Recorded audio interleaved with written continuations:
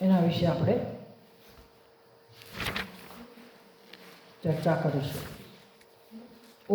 ઓમકાર સિંહ સર્વેન્દ્રાય નમઃ. જે 108 નામ આપણે બોલ્યા એમાં સૌ પ્રથમ જે નામ છે દક્ષિણામૂર્તિ ભગવાનનું એ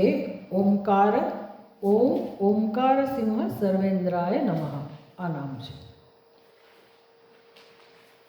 પુસ્તક બધા પાસે નથી, પણ એમાં જે ટીકા છે તત્વપ્રકાશિકા એના આધારે આપણે એ નામને સમજવાનો પ્રયત્ન કરીશું.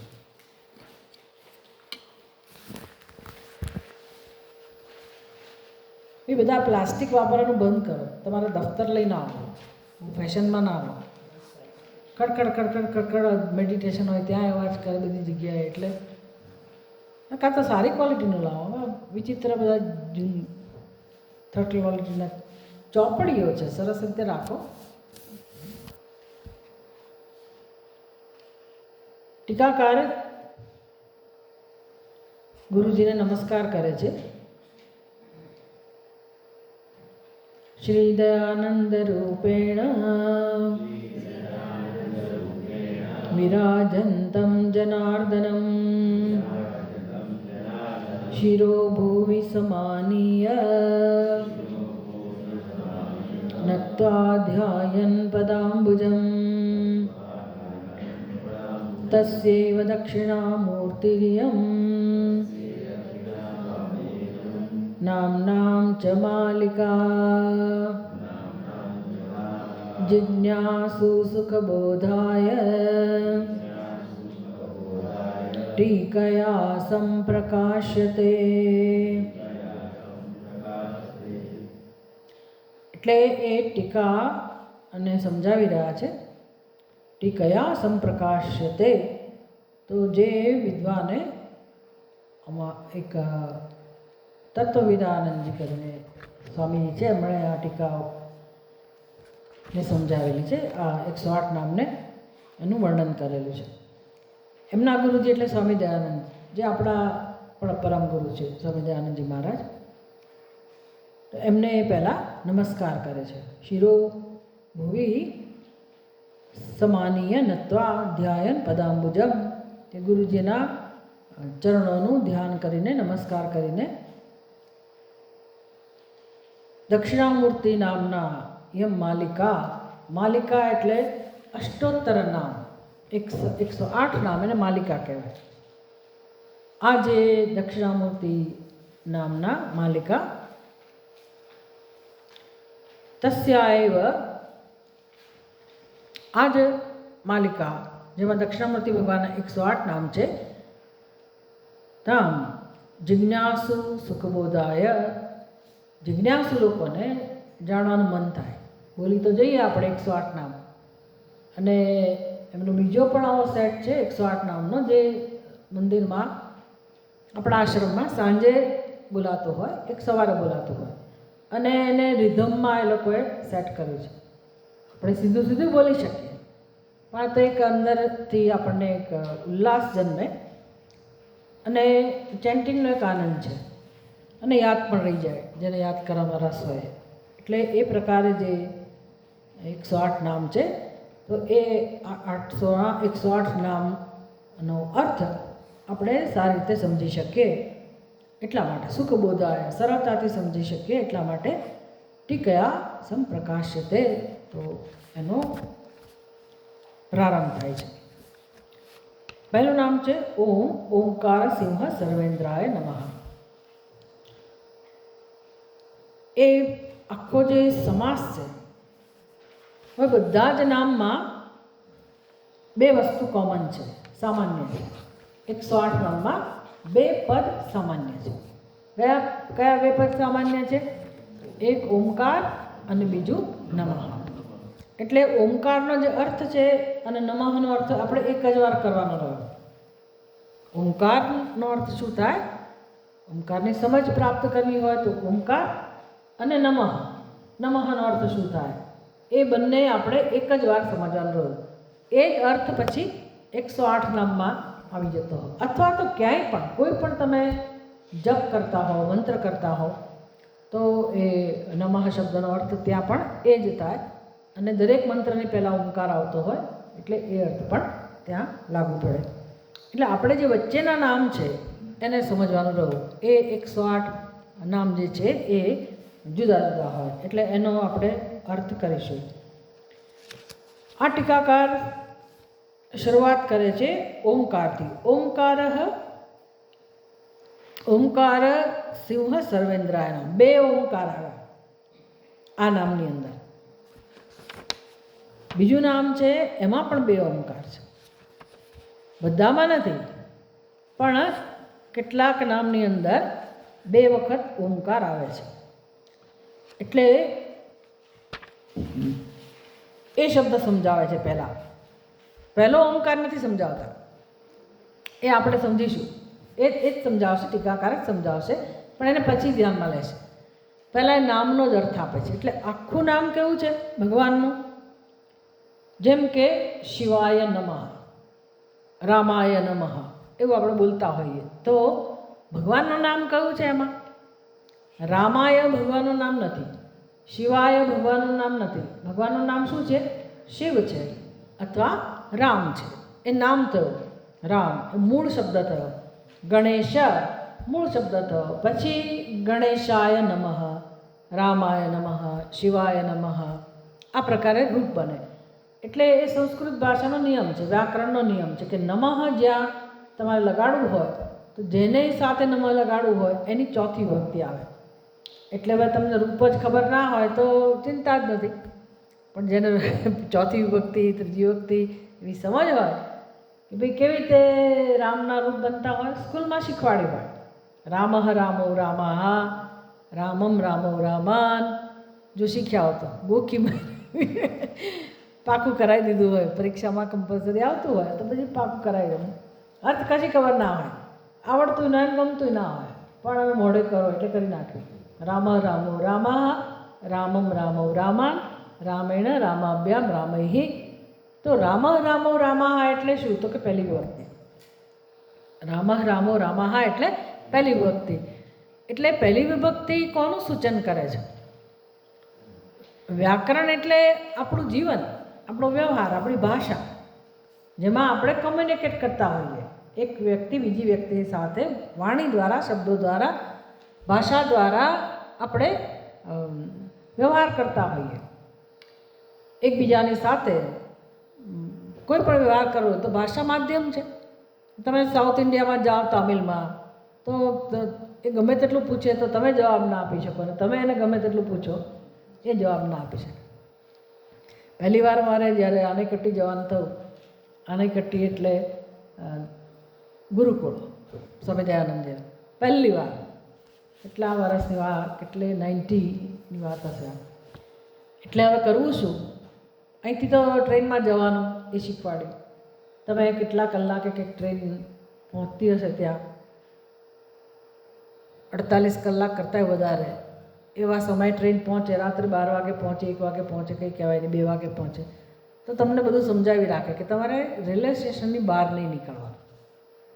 બરાબર છે? કારણ કે ત્યાંથી હજી 25 કિલોમીટર જવાનું જંગલમાં, તમારે રેલવે સ્ટેશનની બહાર નહીં નીકળવાનું. ઠીક છે, સવાર પડે ત્યાં સુધી ત્યાં જ બેસી રહેવા. તમે 4-5 વાગે એટલે બહાર જાઓ તો પણ એમાં વહેલું જ કહેવાય. પછી શું કરવાનું?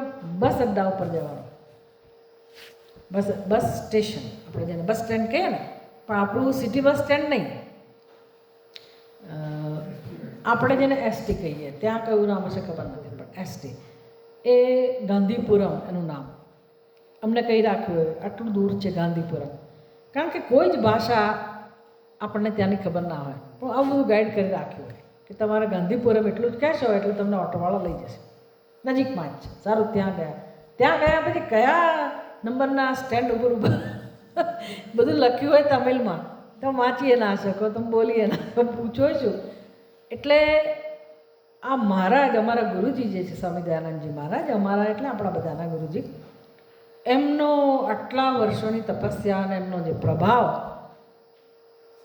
કોઈમ્બતુર સિટીમાં, ટ્રેન જાય કોઈમ્બતુર સિટી સુધી, પછી આનેકટ્ટી જવાનું, કોઈમ્બતુર સિટીમાં એટલો બધો પ્રભાવ, અને એ ગુરુકુળ ભણવા માટે જ પ્રખ્યાત. એટલે જે કોઈ સાધકો જાય એ ઓળખાઈ જાય કે આ સાધક છે, એના પહેરવેશ ઉપરથી જ ઓળખાઈ જાય. અથવા તો તમે ખાલી એટલું કહો કે સ્વામી દયાનંદજી આશ્રમ તો પણ ચાલે, આનાઈકટ્ટી આશ્રમ એટલું કહો તોય ચાલે. એટલે કોઈ પણ માણસ તમને એ રેલવે સ્ટેશનથી ત્યાં બસ સ્ટોપ સુધી લઈ જાય અને કયા સ્ટેન્ડ ઉપર ઊભા રહેવાનું એ પણ સમજાવી દે કે અહીંયા જ ઊભા રહે તો અહીંયા જ બસ આવશે. કારણ કે બસની ઉપર બોર્ડ મારેલું હોય પાટીઓ, એ પણ કઈ ભાષામાં હોય? તામિલમાં. ત્યાં કોઈ હિન્દી ના જાણે, એને હિન્દી બોલો તો હાથે કરીને જાણતા હોય તો જવાબ ના આપે. પછી અંગ્રેજી એ લોકોને ના આવડે, અંગ્રેજી આપણને કે એટલું બધું ના આવડતું હોય, કાચું પાકું પૂછીએ પણ એ લોકોને જ ના આવડતું હોય તો એ લોકો શું કહે? હિન્દી નહીં, ગુજરાતી નહીં, અંગ્રેજી નહીં, સંસ્કૃત નહીં, તામિલ, ખાલી તામિલ. પણ મહારાજનો પ્રભાવ આપણને જોઈને જે સમજી જાય કે તમને લઈ જાય અને પછી બસમાં બેસવાનું.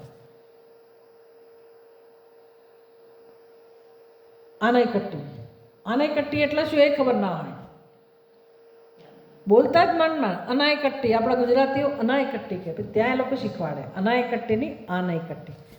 આનાઈ એટલે શું? તો કે હાથી. કટ્ટી એટલે શું? કે સાંકળ, જ્યાં હાથીઓને બાંધવામાં આવતા હતા. એટલી બધી સંખ્યામાં જ્યાં હાથીઓ હોય એ જગ્યાનું નામ આનાઈકટ્ટી. શેમાંથી આ ચર્ચા નીકળી હશે?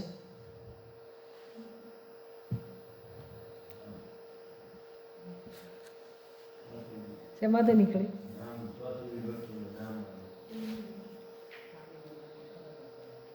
સાચી વાત છે, ચોથી વિભક્તિ. વિભક્તિ કોને કહેવાય?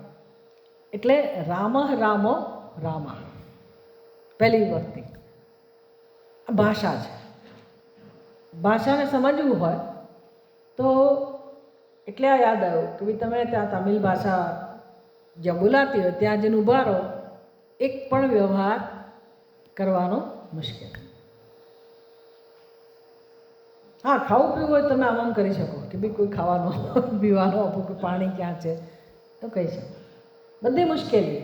એટલે મને યાદ આવ્યું કે એ મુશ્કેલી કોને કહેવાય, કેવી રીતે તમારે એ સામનો કરો એ બધી વસ્તુઓનો. એટલે સંસ્કૃત ભાષા, પહેલાં તો એક જ ભાષા હતી સંસ્કૃત ભાષા. એટલે એ પહેલી વિભક્તિ કર્તાની ઓળખ આપે, બીજી વિભક્તિ કર્મની ઓળખ આપે, ત્રીજી વિભક્તિ કરણ. હવે આ બધું ગુજરાતીમાં તો આવડે જ છે આપણને, ગુજરાતીમાં તો આવડે જ છે. ભાઈ રામ વનમાં જાય છે, ગુજરાતી ભાષા.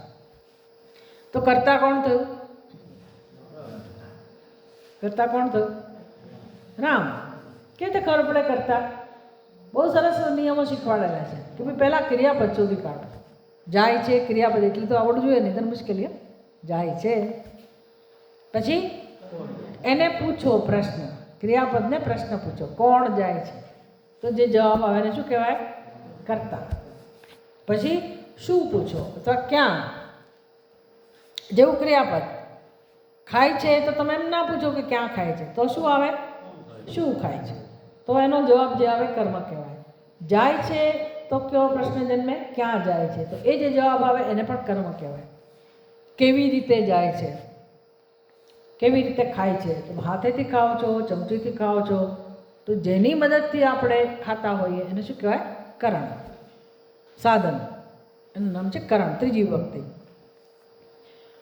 આવી બધી વિભક્તિઓ છે. તો સંસ્કૃત ભાષામાં આ નમઃ જે શબ્દ આવે છે એ નમઃનો નિયમ છે. નમઃ આમ જોવા જાવ તો ક્રિયાપદ નથી. નમતી એ શબ્દ હોય તો એને ક્રિયાપદ કહેવાય. નમતી એટલે શું? એનું ગુજરાતી શું થાય?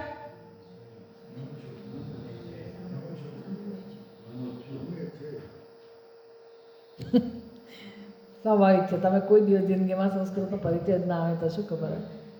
કોઈક આર્ટ્સવાળા હોય ને લીધું હોય સંસ્કૃત તો ખબર હોય. નમતી થર્ડ પર્સન, ત્રીજો પુરુષ એકવચન. તે નમે છે, ખબર પડી? તે નમે છે, નમતી. નમતઃ એટલે શું? તે બે જણા નમે છે. નમંતી એટલે શું? તેઓ બધા નમે છે. કેટલું પરફેક્ટ છે ને એની વ્યવસ્થા, કેટલી સરસ. પહેલો પુરુષ એકવચન, જેને ઉત્તમ પુરુષ કહેવાય. હું નમું છું તો એનું રૂપ કેવું બને? નમામી. રોજ પાઠ કરીએ છીએ નમામી નમામી. તો નમામીનું જ ગુજરાતી હું નમું છું થાય, નમસ્તેનું ગુજરાતી હું નમું છું ના થાય. એટલો આપણને પરિચય હોવો જોઈએ. રોજ સ્તોત્ર પાઠ કરીએ છીએ, રોજ બોલો છો ને, દેવીનું હોય કે પછી શંકરનું હોય કે રામજીનું હોય, જેમ હોય નમામી સૂર્યમ નમામી, જે પાઠ કરતા નમામી તો આવે છે. નમામીનો અર્થ જ ખાલી એવો થાય હું નમસ્કાર કરું છું. ને પાઠ એના જ હોય ભાઈ, તે નમસ્કાર કરે છે એનો પાઠ આપણે કરીએ કે પહેલા લોકો ભગવાનને નમસ્કાર, એ બોલવાથી આપણને શું લેવા દે? આપણે પાઠ કરીએ તો શું હોય? આપણી વાત હોય ને. અહમ નમામી એટલે બધા આપણે જે કંઈ પાઠ કરીએ એમાં આ જ શબ્દ પ્રયોગ હોય. વંદે હોય, ઈડે હોય, નમામી હોય. એવી રીતે નમઃ શબ્દ છે. નમઃ શબ્દ એ ક્રિયાપદ નથી, પહેલાં બધા ક્રિયાપદ છે. નમઃ શબ્દ એ અવયવ કહેવાય અને એની બધી વસ્તુઓ નક્કી હોય. જેમ કે સ્વસ્તિ કલ્યાણમ, આ શબ્દો આપણે સાંભળ્યા હોય. આપણા ઘરે કોઈ લેવા આવે ને, અમદાવાદમાં તો કંઈ એવી પદ્ધતિ નથી જોઈ મેં, પણ સૌરાષ્ટ્રમાં નક્કી હોય. રોજ બ્રાહ્મણ એના સમય આવે, તમારે એક વાટકી લોટ કે જે તમારી ઈચ્છા એ પ્રમાણે આપતા. જેવું આપો એટલે સ્વસ્તિ કલ્યાણ એવું બોલીને જતો રહે. ખાલી આટલું જ બોલે, સ્વસ્તિ કલ્યાણ. એટલે એમાં જે બધા રહેતા હોય બધાનું કલ્યાણ, કુટુંબના બધા સભ્યોનું કલ્યાણ, અને અવયવ કહેવાય. એ અમુક જ વિભક્તિ લેતા હોય. એટલે નમઃ, નમઃ એટલે શું? એ ક્રિયાપદ નથી. અર્થ તો એનો એવો જ થાય ક્રિયાપદ જેવો જ, પણ નમઃ એટલે નમસ્કાર. હે ને, નમસ્તે તો આપણે કહીએ ને, પણ નમસ્તેમાં તો એમાં નમઃ જ છે. નમઃ તે, આપને નમસ્કાર. પછી સંધિ બનીને નમઃ તે ભેગા થાય એટલે કયો શબ્દ બને? નમસ્તે. નમસ્તે આવો શબ્દ બને. આ બધા શબ્દોની આપણને ખબર હોવી જોઈએ, કારણ કે આપણા રોજના વ્યવહારમાં છે. નમસ્તે. એટલે નમઃ ચોથી વિભક્તિ લે છે. રામાય નમઃ, શિવાય નમઃ, ગણેશાય નમઃ વગેરે વગેરે. એટલે નમઃ એટલે નમસ્કાર. જેને નમસ્કાર કરવાના હોય એની ચોથી વિભક્તિ હોય. તો શિવ નામ છે, રામ એ નામ છે, ગણેશ એ નામ છે, અને એ બધાની ચોથી વિભક્તિ. અહીંયા કયું નામ છે ભાઈ? મેં તમને હિન્ટ આપી. હવે મેં બધાની પાસે જ છે આ, બરાબર ને? એટલે તમે શોધી શકો કે બે એનું શું નામ હશે. આખો તારે તમે નહીં બોલો શું હશે નામ? જો મેં તમને શું સમજાવ્યું કે શિવાય નમઃ હોય, લખ્યું હોય, તો એમાં શબ્દ કયો? ભગવાનનું નામ કયું છે? શિવ. ખરું ને? તમે શિવાયમાંથી ક્યાં આવ્યા? શિવ ઉપર. ગણેશાય તો ગણેશ નામ થયું, રામાય તો રામ નામ થયું. અહીંયા ખાલી લાંબુ નામ છે એટલું જ. તો જુઓ શું નામ છે. તમે સમજતા નથી મારો પ્રશ્ન. પ્રશ્ન જ નથી સમજતા તમે. ભાઈ શિવાય નમઃ, બરાબર ને? તો એમાં મેં નામ પૂછ્યું તો તમે જવાબ એવો આપો છો શિવાય નમઃ. તમે શિવ જવાબ આપો છો ને, એવો આમાંથી શબ્દ મળવો જોઈએ તમને. હજી તમે મગજ વાપરો, મગજ વાપરતા શીખો કે તમે શિવાયમાંથી શું દૂર કર્યું, શિવાય નમઃમાંથી શું દૂર કર્યું, શિવ પછી શું વસ્તુ હતી કે જે તમે દૂર કરી? હા, શિવાય. એમાં એ શિવાય, શિવ પછી જે આય નમઃ, ચોથી વ્યક્તિ શિવાય. એ ચોથી વિભક્તિમાંથી એના મૂળ રૂપ જેવી રીતે બને. રામાય તો મૂળ રૂપ કયું મેં તમને બતાવ્યું? રામ રામો રામ. શિવાય તો મૂળ રૂપ કયું થયું? શિવ શિવૌ શિવા. એવી જ રીતે અહીંયા મૂળ રૂપ શોધી આપો. રામાયમાં રામ, શિવાયમાં શિવ, ગણેશાયમાં ગણેશ. એવી તો અહીંયા મને કયો શબ્દ આવશે કહો? આખું બોલો ને પણ જો મૂળ શબ્દ બોલો. ભલે ઓમકાર તો આવે જ ને, કેમ ના? આખું નામ તો જુઓ. ઓમકાર સિંહ સર્વેન્દ્ર. પડી આખું નામ શું બને? ઓમકાર સિંહ સર્વેન્દ્ર.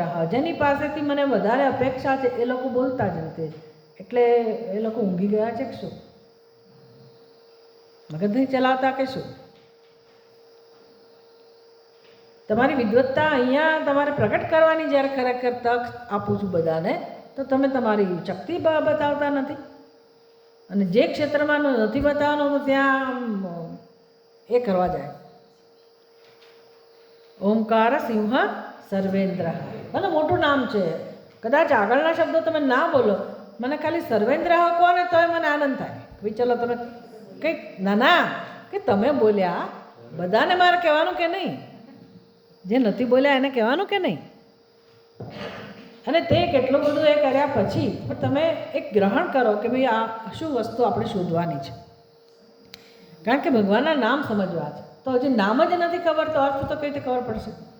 એટલે પહેલાં ભગવાનનું નામ શોધવાનું. સંસ્કૃત ભાષામાં મોટા મોટા શબ્દો હોય, સમાસ એ એની વિભૂતિ છે સંસ્કૃત વ્યાકરણની, કે જેટલો મોટો શબ્દ બનાવવો હોય બનાવી શકે. અને બ્યુટિફુલ શબ્દ હોય, બહુ સુંદર શબ્દ હોય. એક એક અક્ષર, એક એક પદ એનો અર્થ થતો હોય અને આપણે એને અર્થને સમજીએ તો ખરેખર એ ભગવાનનું નામ લેવાનો આનંદ છે. એટલે મૂળ શબ્દ કહો તો હવે બધી જગ્યાએ આ જ નિયમ લાગુ પડશે. ભલે અત્યારે આપણને એક્સરસાઇઝ કરતાં વાર લાગે, પણ હોમવર્ક તમારું હવે આ છે કે તમારે બધા 108 નામમાંથી ધીરે ધીરે બધા નામનો મૂળ શબ્દ તમારી બુકમાં તમારે લખીને આપવાનો છે. એટલે અહીંયા મૂળ શબ્દ થયો ઓમકાર સિંહ સર્વેન્દ્ર. હવે આ શબ્દ સમજવાનો રહ્યો. મેં કહ્યું ને ટીકાકાર શું કરશે? ઓમકાર આપણને સમજાવશે. આમાં 2 ઓમકાર છે, સમજ પડી? એટલે પહેલાં ઓમકારને આની સાથે લેવા દેવા નથી. એ ઓમકાર આખું જુદું વસ્તુ છે, એ સમજીશું. નમઃ પણ સમજીશું. વચ્ચેનું નામ આપણે પહેલાં લઈએ છીએ કારણ કે ટીકાકાર એ રીતે શરૂઆત કરે છે. તો આખું નામ થયું ઓમકાર સિંહ સર્વેન્દ્ર. દેવેન્દ્ર, ઉપેન્દ્ર, રવિન્દ્ર, બધા નામ જાણીતા જ છે આપણે ત્યાં. એવી રીતે સર્વેન્દ્ર. પણ સર્વેન્દ્રની પહેલાં સિંહ, સિંહની પહેલાં ઓમકાર. ઓમકાર સિંહ સર્વેન્દ્ર આ નામ થયું. તો શું અર્થ થાય? તો કહે છે કે ઓમકાર એવ સિંહ. ઓમકાર સિંહ આ અર્થ સમજીએ છીએ. ઇન્દ્ર પછી આવશે. ઓમકાર સિંહ. ઓમકાર સિંહ એનો અર્થ શું થાય? તો આ શબ્દોનું ખોલવા, શબ્દોને ખોલવા, અનફોલ્ડમેન્ટ કહેવાય. ઓમકાર સિંહ શબ્દ પ્રાપ્ત થયો. ઓમકાર સિંહ. સિંહ એટલે આપણને નથી ખબર? સિંહ એટલે ખબર જ છે ને. સંસ્કૃતમાં સિંહ બોલાય, ગુજરાતીમાં આપણે સિંહ સિંહ બોલીએ. હવે ને હિન્દીમાં શેર કહેતા હશે. સિંહ એ જ વસ્તુ સંસ્કૃતમાં સિંહ આવું બોલાય. ઓમકાર સિંહ. એટલે હવે એને કેમ સમજવું ભાઈ? તો કે ઓમકાર એવ સિંહ. એનું આ શબ્દો ખોલ્યા ટીકાકારે કે ભાઈ આનો અર્થ શું કરવાનો? ઓમકાર સિંહનો. સિંહને અહીંયા શું કામ છે? અમે કોના નામ સમજવા બેઠા છીએ? દક્ષિણામૂર્તિ ભગવાનના. સિંહની અહીંયા શી જરૂર છે ભાઈ? કે લેવા દેવા ખરા? ભલે અમે જંગલમાં બેઠા હોઈએ તો કે દક્ષિણામૂર્તિ ભગવાનના નામ સાથે કંઈ સંબંધ નથી? તો કે છે. કઈ રીતે છે? તો કે દક્ષિણામૂર્તિ ભગવાનનું જે નામ છે ઓમકાર સિંહ, એમાં ઓમકારની સાથે સંબંધ છે. શું સંબંધ છે? ઓમકાર એવ સિંહ. ઓમકાર જ સિંહ છે. ઓમકાર જ સિંહ છે. આટલું સમજ્યા? ઓમકાર સિંહ આપણે કયો શબ્દ સમજવાનો છે? ઓમકાર સિંહ સર્વેન્દ્ર. બરાબર? ઓમકાર સિંહ આટલું અર્થ આપણે કર્યો. ઓમકાર જ સિંહ છે. પછી કયો શબ્દ છે? સર્વેન્દ્ર એટલે કહે છે સચ સર્વેશામ ઇન્દ્ર. સર્વેન્દ્ર એ સંધિ છૂટી પાડો. સર્વ વત્તા ઇન્દ્ર. ઉપેન્દ્રની સંધિ શું છૂટી પડે? ઉપ વત્તા ઇન્દ્ર. યોગેન્દ્ર યોગ વત્તા ઇન્દ્ર. તો આ સંધિ કયા બે સ્વર વચ્ચે સંધિ થઈ? હવે તમારી ઊંઘ ગઈ. હા, કયા બે સ્વર? કયા સ્વર સંધિ કહેવાય? કયા બે સ્વર છે? ઇન્દ્રનો તો ઈ સ્વર છે. ઇન્દ્રનો તો ઈ એક મળી ગયો. આ બાજુ કયો સ્વર છે? સ્વર કોને કહેવાય ખબર છે ને? સ્વર કોને કહેવાય? અ, આ, ઈ એ બધાને સ્વર કહેવાય. તો ઇન્દ્ર એ તો ઈ થી શરૂ થાય છે એટલે એ થયો. આ બાજુ કયો શબ્દ હતો? ધારો કે ઉપ.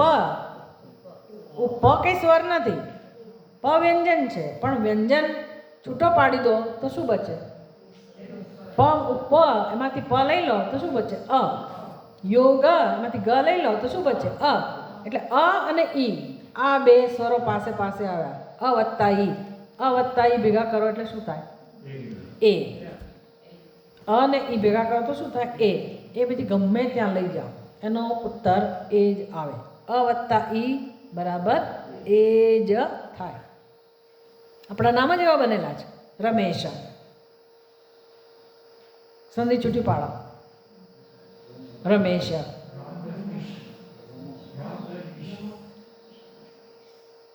રમેશ. રા ક્યાંથી થઈ ગયો?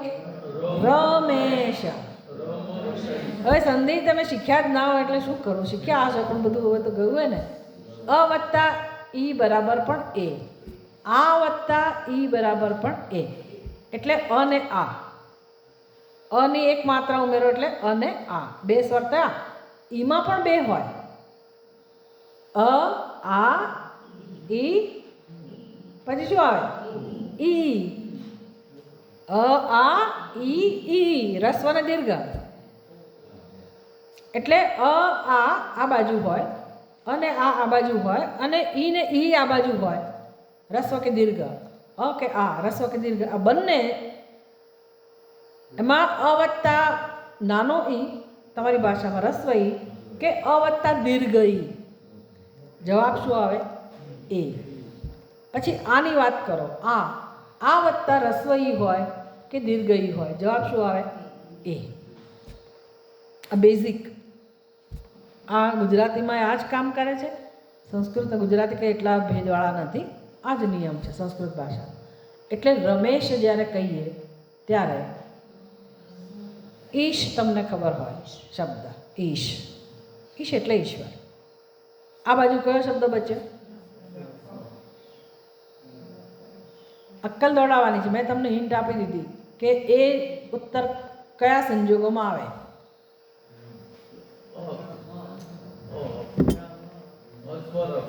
અરે પણ એમાં રમ શબ્દ ના હોય. રમ વત્તા ઈશ ના હોય. મિનિંગફુલ હોવું જોઈએ. રમવાની સાથે કોઈ સંબંધ નથી. મેં તમને સંધિનો નિયમ કયો અ અને એની સાથે બીજો કયો સ્વર આપ્યો તો? એ તો આ બાજુમાં કયા બે સ્વર આપ્યા? અ અને બીજો કયો આપ્યું? આ. અને આ એટલે કાં તો રમ હોય અથવા રમા. સમજ પડે છે કે નહીં? રમ હોય અથવા રમા. અને ઈશ એટલે સ્વામી. તો રમેશ એટલે શું? રમ વત્તા ઈશ કે રમા વત્તા ઈશ? રમા વત્તા ઈશ. રમા લક્ષ્મીજી. દરેક જગ્યાએ રામ રામ રામ લાવવાની જરૂર નથી. એની સંધિ હોય જુદી. પણ રમેશ એટલે શું? સુરેશ એટલે શું? સુર એટલે દેવતા. સુરના ઈશ, દેવતાના સ્વામી. યોગના સ્વામી. યોગ વત્તા ઈશ. ગણ વત્તા ઈશ, ગણેશ.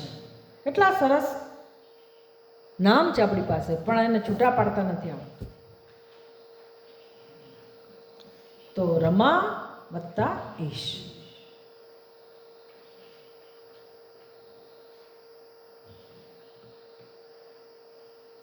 સીતા વત્તા પણ ઈશ કરે છે લોકો, સીતેશ પણ નામ હોય છે. ઠીક છે, તો આ બે સંધિ કહી તમને મેં. એવી જ રીતે અહીંયા કઈ સંધિ છે? આ નામમાં, આ શબ્દમાં કઈ સંધિ છે? સર્વેન્દ્રમાં. એ કેવી રીતે છૂટું પડે? સર્વ વત્તા ઇન્દ્ર. સર્વ, સર્વમાં અ આવેલો છે છેવટે, અને પછી બીજો સ્વર ઈ. સર્વેન્દ્ર.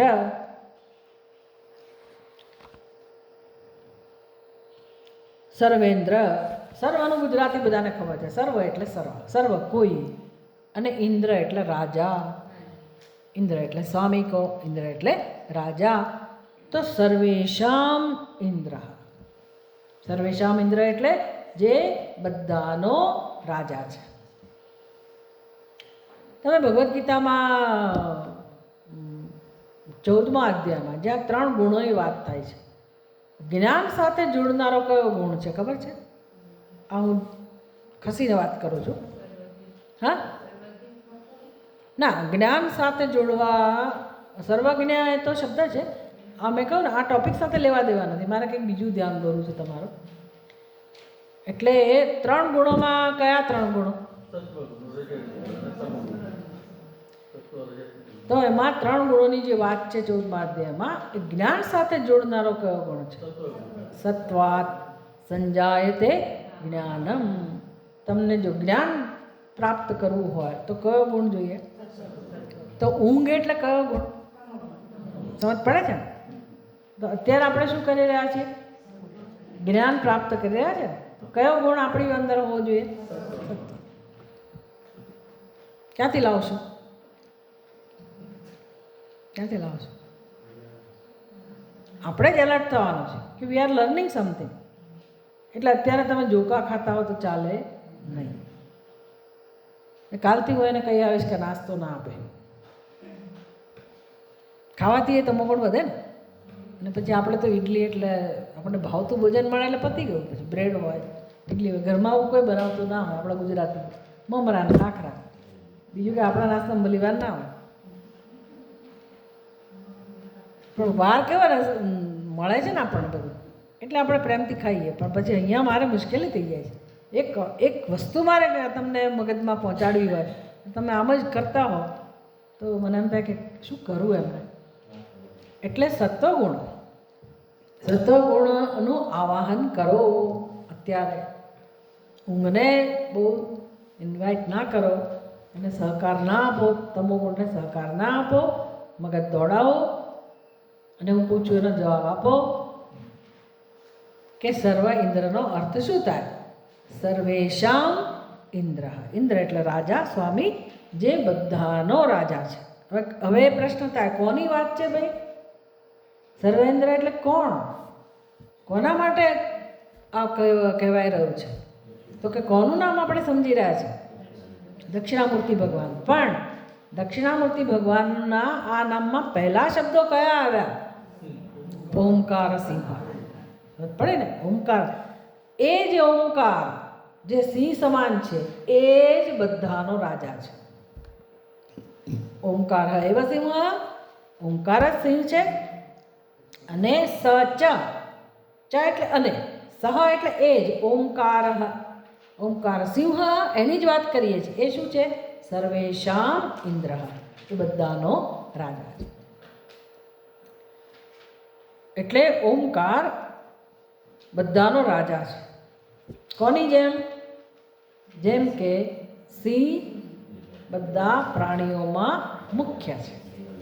એ ટીકાકાર સમજાવશે. પણ આટલું આપણી રીતે આપણે સમજ્યા કે ઓમકાર સિંહ સર્વેન્દ્ર.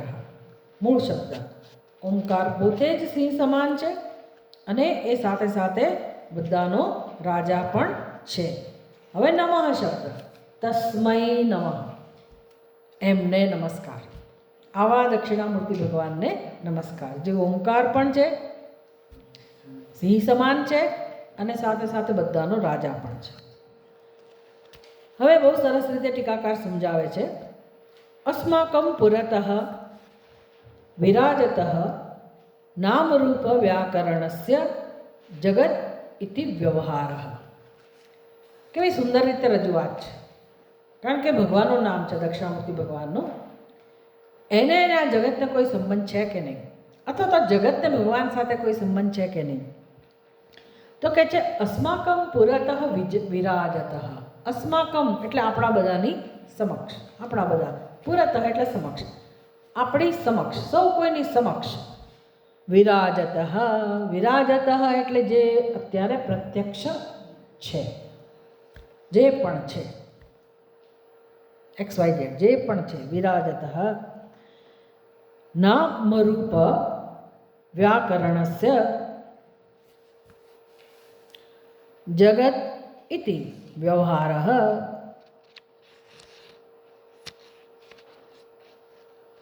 એને તમે શું કહો છો? અત્યારે આપણી સમક્ષ જે કંઈ છે એને આપણે શું કહીએ છીએ? જગત એવું કહીએ છીએ. આ આપણો વ્યવહાર છે.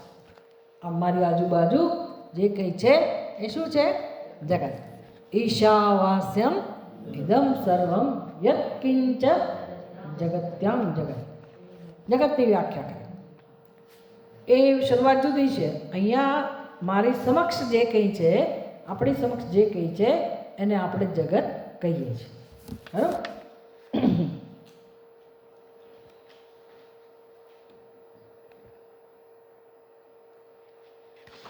એ જગત કેવું છે? અસ્માકમ પુરતઃ વિરાજતઃ નામ રૂપ વ્યાકરણસ્ય જગત ઇતિ વ્યવહાર. એટલે જે નામ રૂપના રૂપમાં, હવે આપણી સમક્ષ જે કંઈ છે એ કેવા રૂપમાં છે? દરેક વસ્તુને કઈ રીતે ઓળખીએ છીએ? આને શું કહેવાય? રૂપ. અને ક્લિપ કહેવાય. આને શું કહેવાય? તો કે આને રૂમાલ કહેવાય, અને પુસ્તક કહેવાય, અને ફ્લોર કહેવાય, અને આસન કહેવાય. એમ કોઈ પણ વિષય કેમ તમે હાથમાં ના લો, એની સાથે વ્યવહાર આપણે કઈ રીતે કરીએ છીએ? નામ અને રૂપથી. એટલે નામ રૂપના રૂપમાં જેની સાથે આપણે વ્યવહાર કરીએ છીએ એને જગત એવું કહીએ છીએ.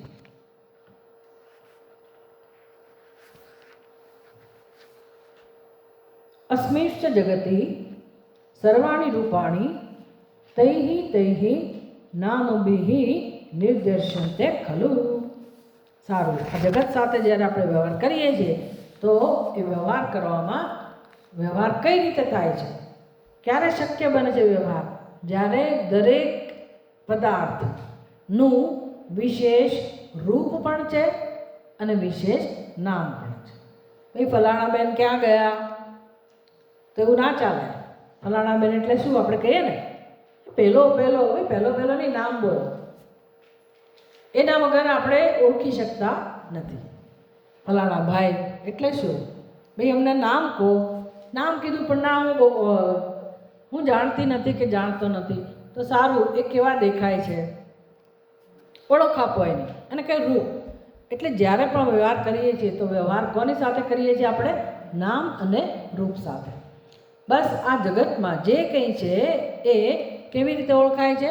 પોતાના નામથી અને પોતાના રૂપથી. એ જડ હોય કે ચેતન હોય, જડ હોય કે ચેતન હોય, દરેકને પોતાનું નામ છે અને રૂપ છે, વિશેષ રૂપ છે. ભાઈ ઘડો કહું એટલે પછી એ દરેક જગ્યાએ ઘડા ભાષા, ગુજરાતી ભાષામાં ઘડો એવું શબ્દ કહો તો દરેક ગુજરાતી પોતાની બુદ્ધિમાં ઘડો એટલે એક જ પદાર્થને ઓળખશે કે ભાઈ આને ઘડો કહેવાય. આ જગતની સાથે વ્યવહાર કરવાની રીત છે. તૈઃ તૈઃ નામભિઃ નિર્દેશન્તે ખલુ કિંતુ સર્વે ખલુદમ બ્રહ્મ ઇતિ સુવિદિતમેવ નિગત નિગમ તાત્પર્યવિદામ વિદુષામ. હવે કહે છે કે ભાઈ વ્યવહાર તો આપણે જગત એવો કરીએ છીએ કે આને જગત કહેવાય, પણ વિદ્વાનોનો અભિપ્રાય શું છે? વિદ્વાનો નિગમ, આગમ નિગમને જાણનારા, શાસ્ત્રને જાણનારા જે વિદ્વાનો છે એ જગત માટે શું કહે છે? આપણે જગતને તો વિવિધ નામરૂપથી ઓળખીએ છીએ, પણ શાસ્ત્રના જાણકારોનો અભિપ્રાય આ જગત માટે શું છે? કયો અભિપ્રાય છે શાસ્ત્રો માટે વિદ્વાનોનો? સર્વમ ખલ્વિદમ બ્રહ્મ ઇતિ. બે લોકો તો શું કહે છે? આપણે જગત કહીએ છીએ, આપણે જગત કહીએ છીએ, આપણે જગત, એ લોકો જગત કહે છે, પણ આપણે શું કરીએ છીએ? આપણે કઈ રીતે જગતને ઓળખીએ છીએ? અનેક જીવ છે, જળ પણ છે, ચેતન પણ છે, મનુષ્ય છે, પશુ છે, પક્ષી છે, ખરું કે ને? આ રીતને આપણી ઓળખ છે. ચોક્કસ ખ્યાલ છે આપણો કે આ સ્ત્રી છે, આ પુરુષ છે, આ વૃદ્ધ છે, આ યુવા છે, આ બાળક છે, આ સંતાન છે, એમાં બધી આગળ આ પુત્ર છે, આ પુત્રી છે, આ પત્ની છે, આ પિતા છે, આ માતા છે, આવી આપણી ઓળખ છે. એટલે વિવિધતા, નામરૂપને જેવા છે એવા જ આપણે ઓળખીએ છીએ. આ આપણી જગતને જાણવાની રીત છે, જગત સાથે વ્યવહાર કરવાની રીત છે. અને જગતને આપણે આવું જ સમજીએ છીએ. આનાથી વધારે જગત વિશે આપણી કોઈ બીજી સમજ નથી. ક્યાં ગયા છો? નૈનીતાલમાં. નૈનીતાલમાં કઈ જગ્યાએ? અરવિંદો આશ્રમમાં. શું નાસ્તો હતો? આમ દરેક વસ્તુ માટે બહુ સ્પષ્ટ અભિપ્રાય છે આપણે. અહીંયા આમ હોય, ગુજરાતમાં આમ હોય, ત્યાં પેલું હોય. એટલે આ નૈનીતાલ કહેવાય. અહીંયા આ પ્રકારના વૃક્ષો છે, અહીંયા આ પ્રકારના પક્ષીઓ છે, અહીંયા આ પ્રકારના મનુષ્યો છે, અહીંયા આ પ્રકારનો વ્યવહાર છે. બસ ઉપર છેલ્લું જે આપણને દેખાય છે, સમજાય છે, એ જ રીતે આપણે દરેક વસ્તુને એવી જ માનીએ છીએ. અને એ જ આપણો અભિપ્રાય છે, અને બહુ સ્પષ્ટ અભિપ્રાય છે. આમ કેટલી બધી વસ્તુઓ છે, અનેકતા છે ને આપણા દર્શનમાં, આપણી બુદ્ધિમાં.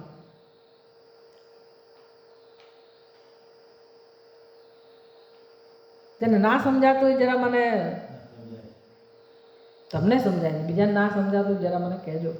કારણ કે ઘણા લોકો મને એમ લાગે કે એ સાંભળે છે, ઘડીકમાં એમ લાગે નથી સાંભળતા. સાંભળે ખરા પણ સમજાતું નથી. શું છે તકલીફ? પછી એમ થાય કે ના, એ સાંભળતા જ નથી, કે ખોવાયેલા છે.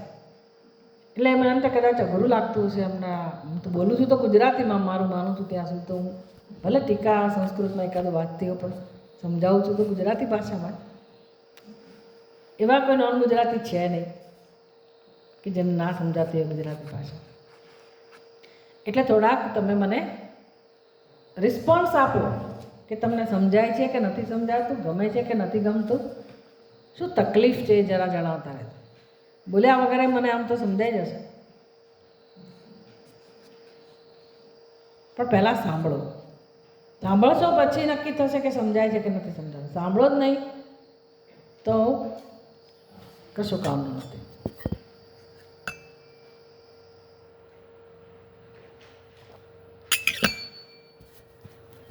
એટલે જો આ છે ને, જાણે કે કોઈ ઉપનિષદ હોય એ રીતે સમજાવી રહ્યા છે આપણને. કારણ કે દક્ષિણામૂર્તિ ભગવાન કે કોઈ પણ ભગવાન હોય, એનું જે નામ છે એ નામ જ આપણને પરમ સત્ય સુધી લઈ જનારું છે. એટલે આપણે જપ કરતા હોય તો એની પાછળ એ જ પ્રયોજન છે. અને તમે જાણ્યા વગર જ્યારે જપ કરો તો એનો પ્રભાવ પડે, ના પડે એવું નથી, પુણ્ય પણ મળે, બધું છે. પણ જ્યારે જાણતા હોઈએ અર્થ તો સીધો જ સાક્ષાત્કાર.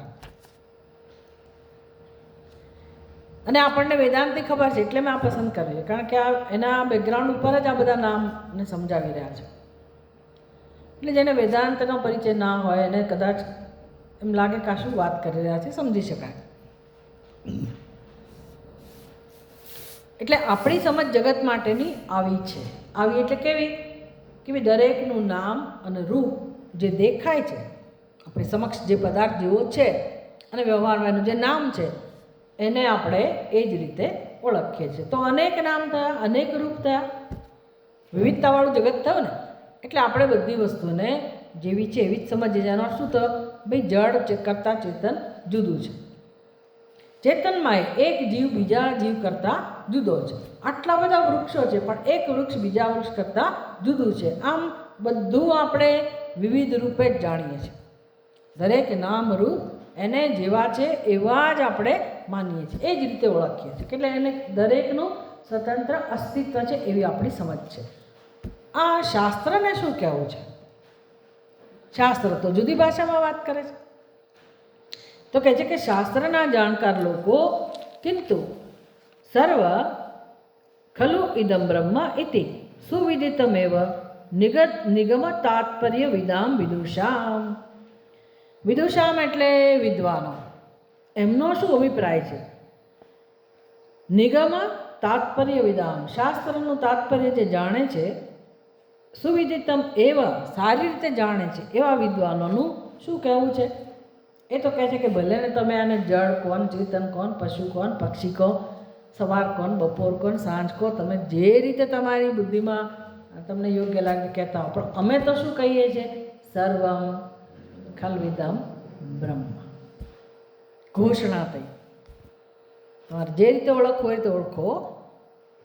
એટલે છૂટ નથી આપતા કે તમારે જે રીતે ઓળખો તો ઓળખો. ભાઈ શું ભેદ છે આપણી દ્રષ્ટિમાં અને આ વિદ્વાનોની દ્રષ્ટિમાં? તો કે વિદ્વાનોને તો એક જ દેખાય છે. એને શું દેખાય છે? એને બ્રહ્મ જ દેખાય છે. પછી આપણે એમ કહે ને સર્વમ ખલુદમ બ્રહ્મ, એટલે કે તો પછી તો અમે ભલે ને અમારા બાળકોમાં કેમ બ્રહ્મને દર્શન ના કરીએ? અમારા બાળકો બ્રહ્મ જ છે, અમારા બાળકો ઈશ્વર જ છે. ભાઈ તમારા બાળકોને શીખવાડો પહેલાં કે એમનામાં ઈશ્વર છે ને એના માતા પિતામાં ઈશ્વર છે. એ શીખવાડવાનું છે, પણ પહેલાં તમે તો સમજો કે એનો અર્થ શું થાય. બાળકોમાં ઈશ્વર છે એનો અર્થ શું થાય, કે કોઈનામાં ઈશ્વર છે એનો શું અર્થ થાય. એટલે આપણું દ્રષ્ટાંત જે સુવર્ણના અલંકારોનો, હવે આપણને અલંકારો દેખાય ખરીદવા જઈએ ત્યારે, સોની છે એની દ્રષ્ટિ કેવી હોય? એને અલંકારો તો દેખાય, કારણ કે બંગડીનો ભાવ જુદો કે ચેનનો ભાવ જુદો કે ખરો કે ને, એને અલંકાર તો દેખાય જ છે. પણ એ આપણી કરતાં એક ડગલો આગળ છે. એની પાસે દ્રષ્ટિ છે. કઈ દ્રષ્ટિ છે? કે હું ગમે તે અલંકાર પસંદ કરું, ગમે તે અલંકારને મારી રીતે હું મહત્ત્વ આપું, ઓળખું, પણ એ તો અલંકારને એક જ દ્રષ્ટિથી જોવે છે. કઈ દ્રષ્ટિથી જોવે છે ભાઈ? તો કે તમે જે પસંદ કરો એ કરો, છે તો શું? સોનું.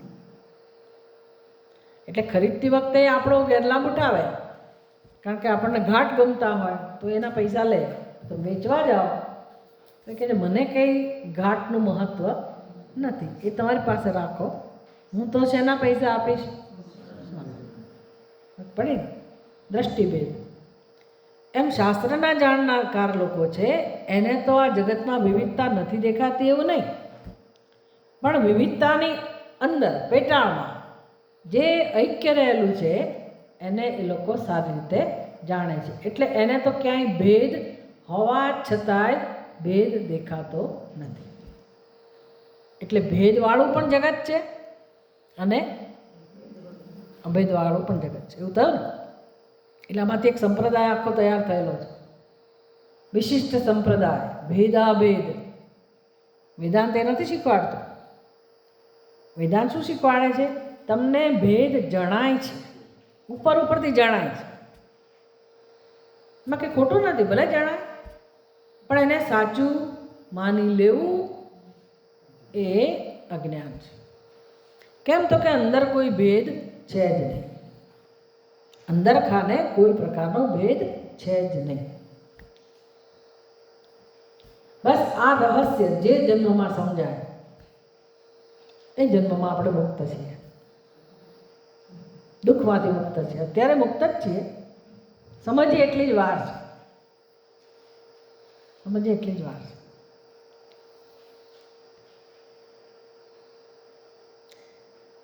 બ્રેક જોઈએ છે તમારે? 10 મિનિટનો બ્રેક, 10 મિનિટનો બ્રેક આપીએ, જરા ફ્રેશ થઈ આવો.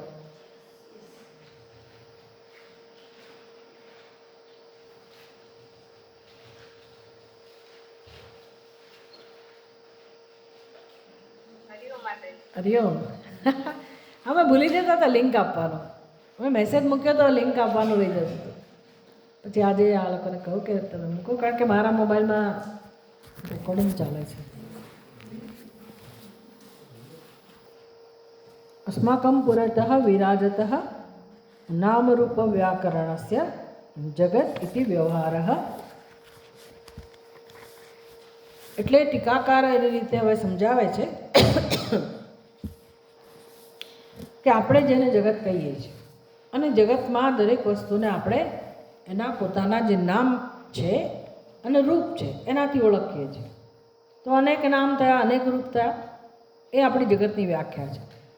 પણ વિદ્વાનોની દૃષ્ટિએ તો સર્વમ ખલુ ઇદમ બ્રહ્મ, એ તો બ્રહ્મથી ઓળખે છે જગતને, આપણે નામરૂપથી ઓળખીએ છીએ. અતઃ ચ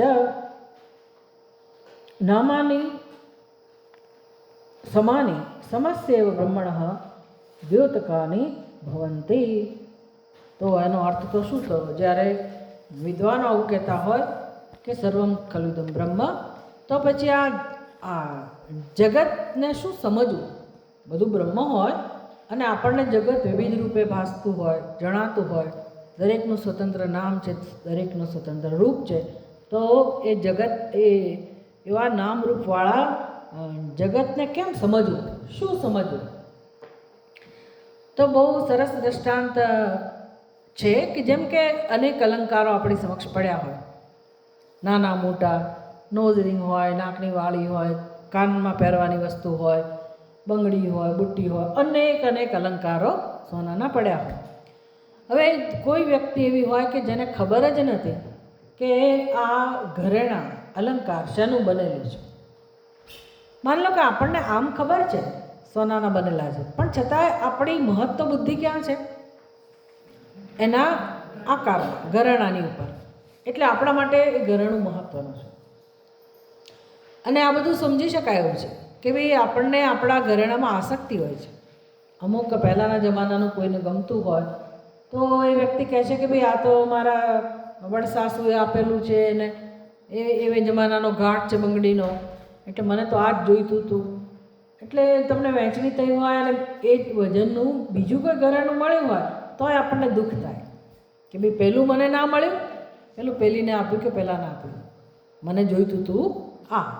બસ આ જે અંદરથી લાગણી જન્મે છે, એ ઘરેણા માટે જે ભાવ જન્મે છે આપણા મનમાં, જે આકર્ષણ જન્મે છે, અને એમાંથી જે દુઃખ જન્મે છે, જેને મળ્યું એને આનંદ થાય, જેને ના મળ્યું એને દુઃખ થાય.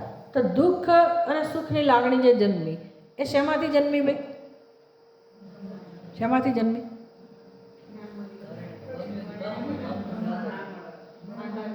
એવું નહીં, ઘરું ના મળવાથી નથી જન્મી. તમે કોને મહત્વ આપ્યું? સોનું તો મળ્યું જ ને, તમને સોનું તો મળ્યું જ ને. સોનું ના મળ્યું તો દુઃખ થાય કે ભાઈ ચલો મને કંઈ આપ્યું જ નહીં. તમને મળ્યું છે સોનું, એટલા જ માપમાં મળ્યું છે જેટલું બીજાને મળ્યું એટલું. પણ તમારું ધ્યાન ક્યાં છે? મહત્વ ક્યાં છે? આકારમાં, એના ઘાટમાં. તો ઘાટને જ્યારથી બુદ્ધિએ મહત્વ આપ્યું, કારણ કે ઘટને મહત્વ આપવામાં આવ્યું એટલા માત્રથી જ આપણી અંદર સુખની પણ વૃત્તિ જન્મી અને દુઃખની પણ વૃત્તિ જન્મે છે. હવે ઘરેણો એનો જે ઘાટ છે એ નથી એવું નથી, ઘાટ તો છે, પણ ઘાટ એક સ્તરનું સત્ય છે. એક સ્તરનું સત્ય એનું આકાર છે, ઘાટ છે. પણ એ ઘાટનું બીજું સત્ય છુપાયેલું છે કે નથી છુપાયેલું? એવું નથી કે ત્યાં બે વસ્તુ છે. એ ઘાટનું જ બીજું સ્તર, બીજું એનું વધારે સાચું સ્તર ઘરેણાનું જે છે ત્યાં, એનું મહત્વ બુદ્ધિમાં નથી. સમજ પડી? હવે કેમ નથી? કેમ નથી? કેમ નથી? કારણ કે ઘાટના સત્યને આપણે જાણતા નથી. ઘાટને ઉપરથી જે ઘાટ દેખાય છે એટલા પૂરતી જ આપણી પહોંચ છે. એ પદાર્થ સાથે વ્યવહાર કરવા માટે આપણી પહોંચ જે હોવી જોઈએ, બુદ્ધિથી જ આપણે વ્યવહાર કરીએ ને ખરેખર તો. એટલે બુદ્ધિમાં જે નિર્ણય છે એ એટલો જ નિર્ણય છે કે આ જે દેખાય છે ઘાટ એ જ પરમ સત્ય છે. ભલે ખબર હોય કે સોનાનું છે, પણ મહત્વ કોને આપ્યું? તમે ઘાટને. હવે એ ઘાટને મહત્વ આપ્યું એટલે શું? ઘાટને સાચો માની લીધો. ઘાટને મહત્વ કેટલું આપવું જોઈએ કે ભાઈ બંગડી મારે કેવી બનાવડાવી છે, શેની કઈ ફેશન ચાલે છે, આ તો મને શું ગમે છે. પહેરવા માટેની બંગડી છે, વ્યવહાર છે, પ્રસંગોએ પહેરો, તમે રોજ પહેરો, જે પહેરો, પણ પહેરવા માટે બંગડી છે, એટલું જ એનું મહત્વ છે ઘાટનું.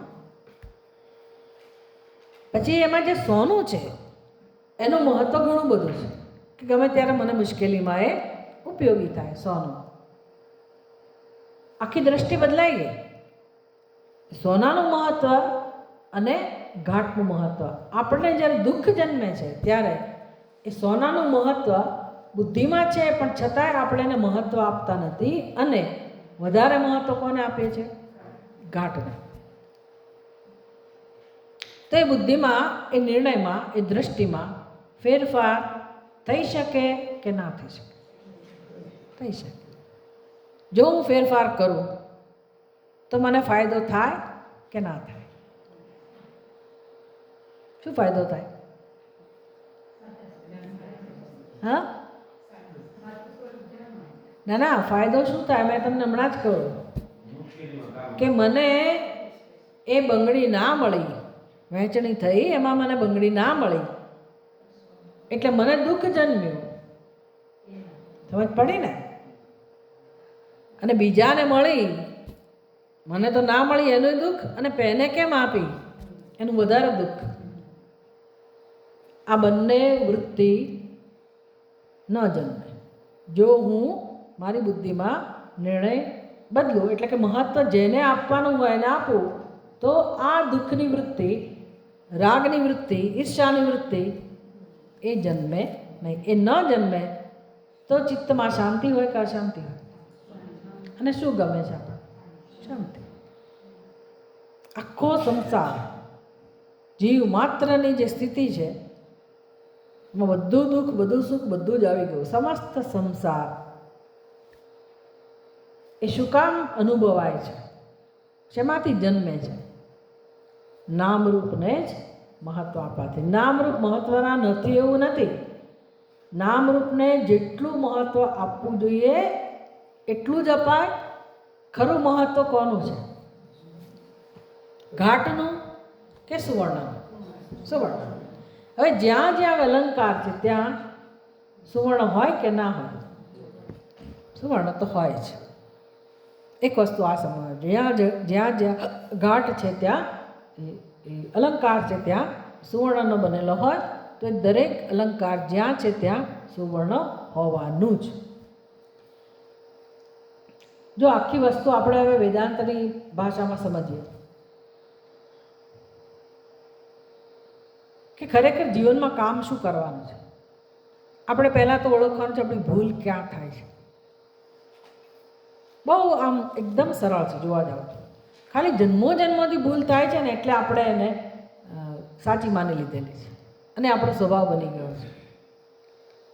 પણ ભલે એ સાચી લાગતી હોય, પણ એ માન્યતા જ હોય, કલ્પના જ હોય, ખાલી આદત જ હોય તો એને દૂર કરી શકાય કે ના કરી શકાય? અને જો એમાંથી જ દુઃખ જન્મ્યું હોય, એમાંથી જ જન્મ મૃત્યુ સુધી પહોંચી ગયા હોઈએ આપણે, તો આ સમસ્ત બંધનનો છેદ ખાલી સાચી દ્રષ્ટિ અપનાવવાથી થાય છે.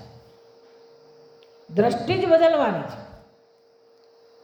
સમજ જ બદલવાની છે. તો દ્રષ્ટાંતથી પહેલાં આપણે સમજીએ કે અલંકારને મહત્વ આપ્યું, કેટલું આપવું જોઈએ. આપણે એમ નથી કહેતા કે અલંકાર મહત્વના નથી, કારણ કે સોનું કંઈ સીધે સીધું હાથમાં નહીં પહેરાય, સમજ પડે ને? એટલે એનું એક વ્યવહારિક મહત્વ છે. ગમે છે, સારું છે, શોભા છે, જે રીતે તમે બોલવો એ રીતે એનું વ્યવહારમાં મહત્વ જરૂર છે. એની સુંદરતા છે, બધું જ છે, ઉપયોગિતા છે. આપણી ભૂલ ક્યાં થાય છે? તો કે માત્ર અને માત્ર એના આકારને, ઘાટને જ મહત્વ આપીએ છીએ. હવે તમે ઘાટને મહત્વ આપો, આકારને મહત્વ આપો, એનાથી કંઈ સુવર્ણનું મહત્વ ઘટી જતું નથી. સુવર્ણ પોતાના સ્વરૂપમાં જેમનું તેમ જ છે. એનું મહત્વ જે છે તે જ છે. તકલીફ ક્યાં થઈ? એટલે ક્યાં થઈ? આપણી બુદ્ધિમાં. બુદ્ધિમાં એ મહત્વ જતું રહ્યું. કોનું મહત્વ જતું રહ્યું? સુવર્ણનું મહત્વ જતું રહ્યું. અને જો સુવર્ણનું મહત્વ ના હોય ને ઘાટનું મહત્વ ના હોય તો કોઈ ઉપદ્રવ જ નથી. પણ આપણને એ સ્થિતિમાં રસ નથી. આપણે આપણી સમસ્યાને સમજવી છે, જીવનના પ્રશ્નોને સમજવા છે. મૂળભૂત આપણો જીવ માત્રનો જે પ્રશ્ન છે એ સમજવો છે કે શું કામ દુઃખી છીએ, આપણા જીવનમાં કેમ સંઘર્ષ છે, કેમ સમસ્યાઓ છે. દ્રષ્ટાંત ઉપરથી સમજાય, પછી દાષ્ટાંત ઉપરથી સમજાય કે ક્યાં ભૂલ થાય છે.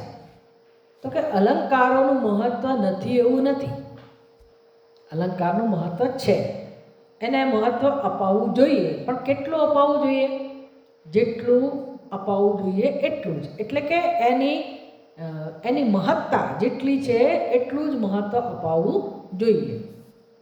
ભાઈ 100ની મહત્વ નથી આપતો અને આપણે આટલું બધું મહત્વ આપીએ છીએ તો ખોટનો ધંધો છે કે નફાનો? ખોટનો ધંધો થાય છે કે નફાનો ધંધો થાય છે? ખોટ જાય છે ને. આપણે તો ખોટ જ જાય. સોનીને ખોટ નથી જતી, એને કોઈ મુશ્કેલી નથી. કેમ? તો કે એની દ્રષ્ટિ ક્યાં છે? એ કોને મહત્વ આપે છે? કોને મહત્વ આપે છે? જેને મહત્વ અપાવવું જોઈએ એને. બસ આપણે આ જ શીખવાનું છે જીવનમાં. બીજી વસ્તુ, આ ઘરેણાં અને સુવર્ણ આ બેને શું સંબંધ છે? ઘરેણાં અને સુવર્ણ એ બેને શું સંબંધ છે? તો કે ઘરેણાં અલંકારો આટલા બધા પડ્યા હોય, ભાતના અને જાતના, તો ભલે અલંકારોનું મહત્વ સોનાના મહત્વ કરતાં ઓછું હોય. હવે મિથ્યા શબ્દ જે છે ને એ આપણી બુદ્ધિમાં એવો અર્થ કરે છે કે મિથ્યા એટલે જેનું કોઈ મહત્વ જ નથી. આપણે એવું સમજીએ છીએ ને, મિથ્યા એટલે શું? મિથ્યા એટલે મિથ્યા. પણ બે પ્રકારના મિથ્યા છે. એક મિથ્યા કેવું છે? જેમ કે દોરડાની જગ્યાએ સાપ દેખાતો હોય, એને મિથ્યા કહેવાય. એ ખરેખર છે જ નહીં. કે છે? કોઈ કાળે નથી. એક મિથ્યા છે. અથવા આપણા માથા ઉપરના શિંગડા, સસલાના માથા ઉપરના શિંગડા, એ પણ કેવા છે? મિથ્યા. એ નથી જ. પણ ઘડો, આ ઘડો, એના માટે શું કહેશું? એ પણ મિથ્યા છે. પણ સસલાના શિંગડા કે આપણા માથા ઉપરના શિંગડા, એનું મિથ્યાપણું અને આનું મિથ્યાપણું એ બેમાં ફેર છે. દોરડા ઉપર દેખાતો સાપ એ મિથ્યા છે અને આ ઘડો એ મિથ્યા છે, પણ બંનેના મિથ્યાપણામાં ભેદ છે. આ ઘડો વ્યવહારમાં ઉપયોગી છે. પેલો સર્પ કોઈ રીતે કામમાં આવતોય નથી, ઉપરથી ભય જન્માવે છે, અનર્થ સર્જાવે છે. આવી બધી સૂક્ષ્મ વસ્તુઓ વેદાંતમાં શીખવી બહુ જ જરૂરી છે, બહુ જ જરૂરી છે. એટલે લોકોને વેદાંત ઘણીવાર નથી ગમતું. બધું મિથ્યા છે. પહેલો આઘાત ક્યાં લાગે? મારું ફેમિલી, મારો પરિવાર મિથ્યા છે. એમાં ભગવાન જ છે ને, તમે બે બાજુ બોલ બોલ કરો, બધામાં ભગવાન છે ને પાછું એમ કહો છો કે મિથ્યા છે. સમજવું છે? ઘણી વખત ચાલ્યા જ કરે કે ખરેખર શું સમજાવવા માગો છો ભાઈ? તમે શું સમજવું? હવે દેખાય છે પ્રત્યક્ષ, એને મિથ્યા કહી દેવાનું. એ મિથ્યા છે. અને નિર્ગુણ નિરાકાર બ્રહ્મ એ સત્ય છે. અને પાછા કહો તો સર્વમ ખલુદમ બ્રહ્મ. બે મેળ કેમ પડે? સર્વમ ખલુદમ બ્રહ્મ, બધું બ્રહ્મ છે. અને બીજી બાજુ એમ કહો છો બ્રહ્મ સત્ય અને જગત મિથ્યા. આવું કે તમને મૂંઝવણ થાય છે કે નથી થતી? થવી જોઈએ. કન્ફ્યુઝન નથી, પ્રશ્નો થવા જોઈએ અને મૂંઝવણ થાય જ છે. એટલે તો બોલાય છે ને કે ભાઈ અમારા બાળકોમાં ઈશ્વર જ છે. એટલે ખરેખર વેદાંત જાણવાની જરૂર છે કે બાળકોમાં ઈશ્વર છે તો ભાઈ તમે બીજી બાજુ એમ કહો છો કે આ તો મોહ માયા છે, તમારી આસક્તિ છે, હું ને મારું છે, એ દુઃખ છે. કે કેમ સમજવું બધી વસ્તુઓને, કેમ એક સાથે આપણે સાચી રીતે સમજી શકીએ? એટલે આ ટીકાકાર જે રીતે રજૂઆત કરે છે, બહુ સુંદર રીતે રજૂઆત કરે છે. એ કહે છે કે ભાઈ આ બધા અલંકારો એમાં વિવિધતા છે, દરેકનું પોતાનું નામ છે, દરેકનું રૂપ છે. હવે જો તમે માત્ર અલંકારોને જ મહત્વ આપો, તમારી પહોંચ ત્યાં સુધીની જ હોય, તો જરૂર સંઘર્ષ થવા, ભેદ બુદ્ધિ પણ રહેવાની. કેમ બંધ થઈ જાય છે? લોકોને મેં કહ્યું તો આવી જાઓ.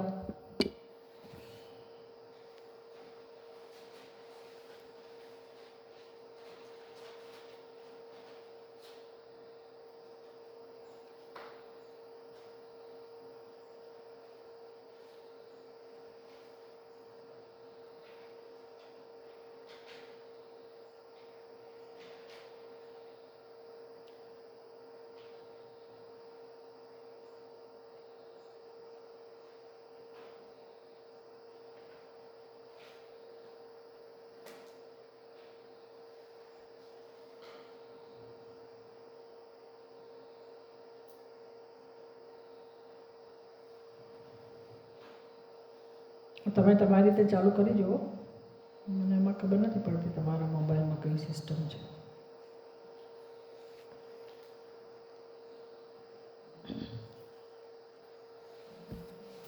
શાંતિથી બેસીને તમે કરી જુઓ થાય છે કે નહીં. તો જુઓ, પહેલાં આપણને શું સમજાવ્યું કે આપણે જે નામરૂપને જોઈએ છીએ એને આપણે શું કહીએ છીએ? જગત. અને આપણી સમજ કેવી છે? તો કે જગતમાં અનેક અનેક નામ અને અનેક અનેક રૂપવાળી વસ્તુઓ છે. એટલે કે અનેકતા છે. આપણી દ્રષ્ટિમાં શું છે? અનેકતા. શાસ્ત્રવિદની દ્રષ્ટિમાં શું છે? શાસ્ત્ર શું કહે છે? સર્વમ ખલ્વિદમ બ્રહ્મ, બધું જ બ્રહ્મ છે. એટલે એવું જે જાણે છે, એવું જાણનાર વિદ્વાન અથવા શાસ્ત્ર, એની દ્રષ્ટિમાં કેટલી વસ્તુઓ છે? એકતા છે કે અનેકતા છે? એની દ્રષ્ટિમાં તો એક બ્રહ્મ જ છે અને આપણી દ્રષ્ટિમાં અનેકતા છે. એવી રીતે અલંકારોને જે ઉપરનું જ મહત્વ આપતા હોય, કારણ કે એને ખબર જ નથી કે ખરેખર અલંકારો શેમાંથી બનેલા છે, એને કશી ખબર નથી. જેવું જે ઘરણું દેખાય છે એને સાચું માની લે છે.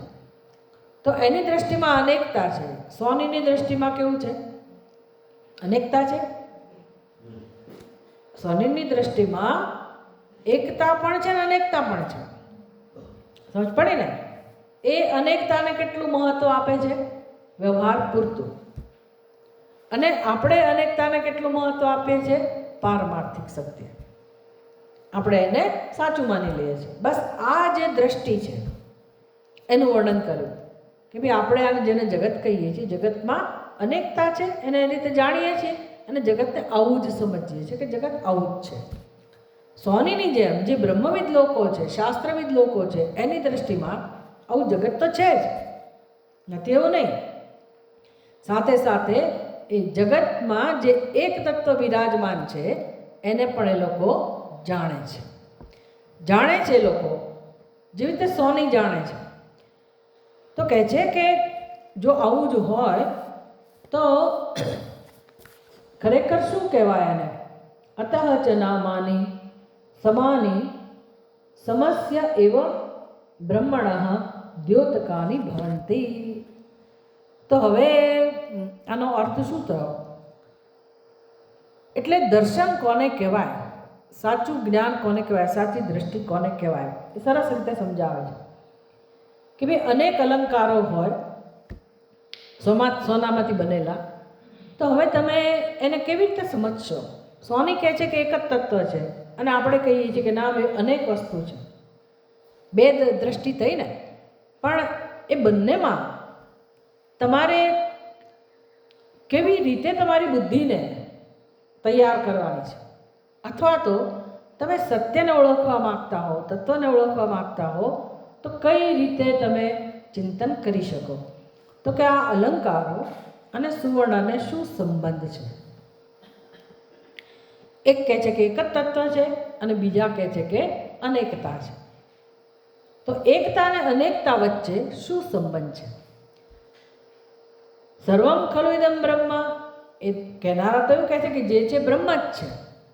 હવે આપણે કઈ રીતે સમજવાની છે વસ્તુને, તત્વને કેવી રીતે સમજવું જોઈએ, ક્યાંથી સમજવું જોઈએ? આપણે નામરૂપ ઉપરથી સમજવાનો પ્રયાસ કરીએ છીએ એટલે બહુ મુશ્કેલી છે કે મારા બાળકોમાં ઈશ્વર જ છે ને, તરત આપણી બુદ્ધિ એવું જ કે દલીલ લેવી જ આવે. વાત તો સાચી જ છે. સર્વમ ખલુ ઇદમ બ્રહ્મ એટલે શું? હું જેને મારા બાળકો કહું છું કે મારા સગાવાલા કહું છું કે જેને મારું મારું કહું છું, એ બધું શું થયું? બ્રહ્મ જ થયો ને. હું કે મારું જે કહું છે બ્રહ્મ જ થયો ને. આપણી આ રીત છે સમજવાની. એમાં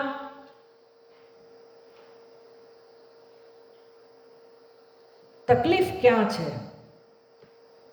એની ચર્ચા પછી કરીશું.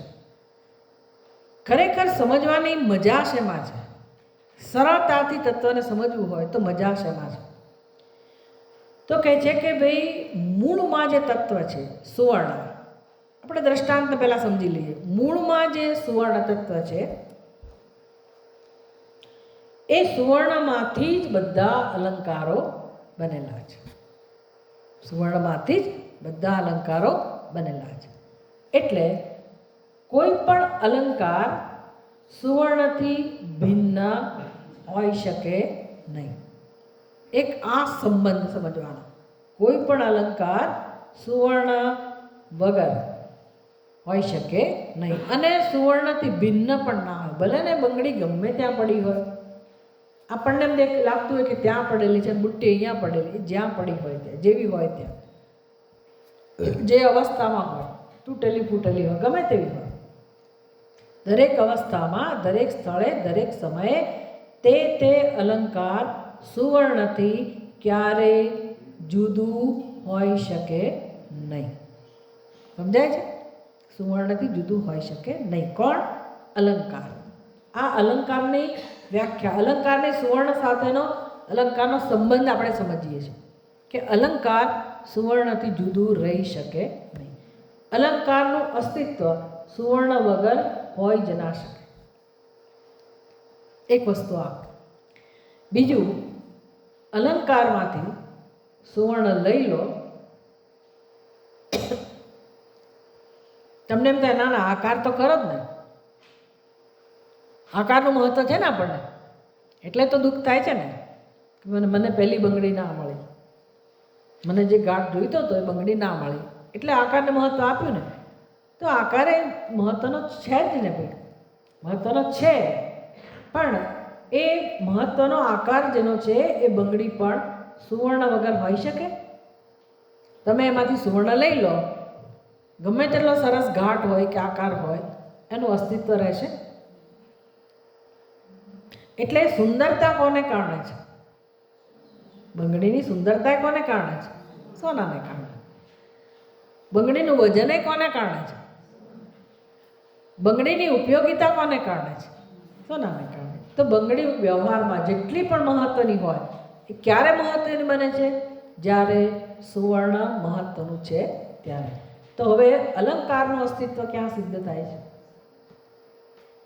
બંગડીનું અસ્તિત્વ ક્યાં સિદ્ધ થાય છે?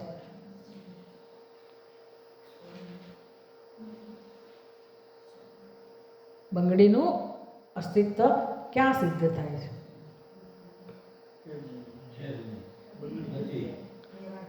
કોઈ રીતે બંગડીનું અસ્તિત્વ સિદ્ધ થતું નથી. એટલે હવે બંગડી માટે શું શબ્દ વાપરો? નથી એમ તો કહેવાય નહીં. મિથ્યા. સમજ પડે ને? મિથ્યા.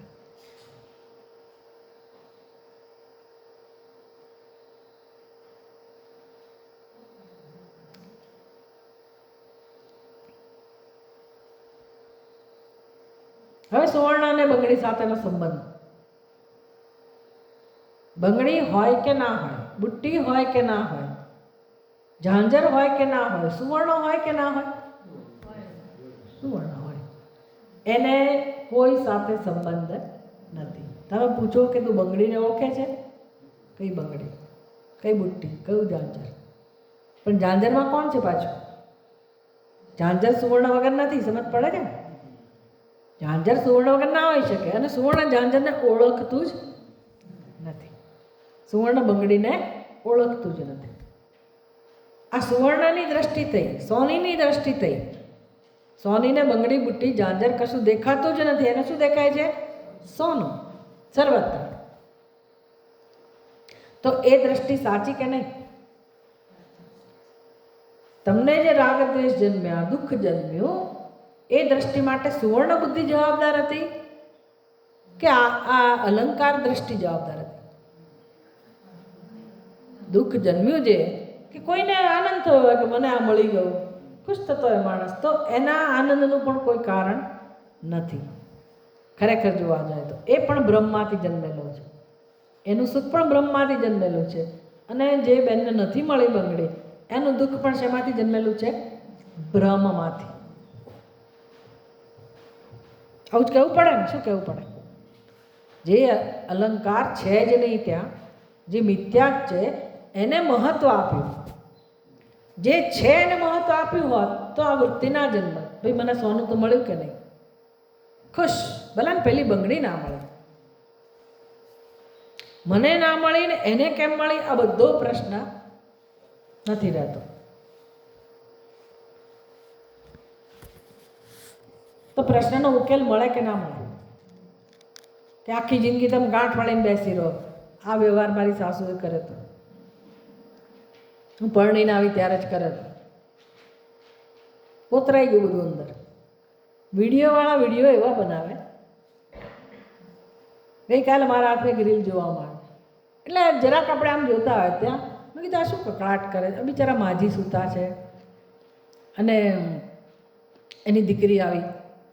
કોણે બોલાવી? તો કે એ માજીની દીકરાની જે વહુ હતી ને એણે બોલાવી, ફોન કરીને બોલાવી કે મમ્મીની તબિયત બરાબર નથી, તું આવી જા.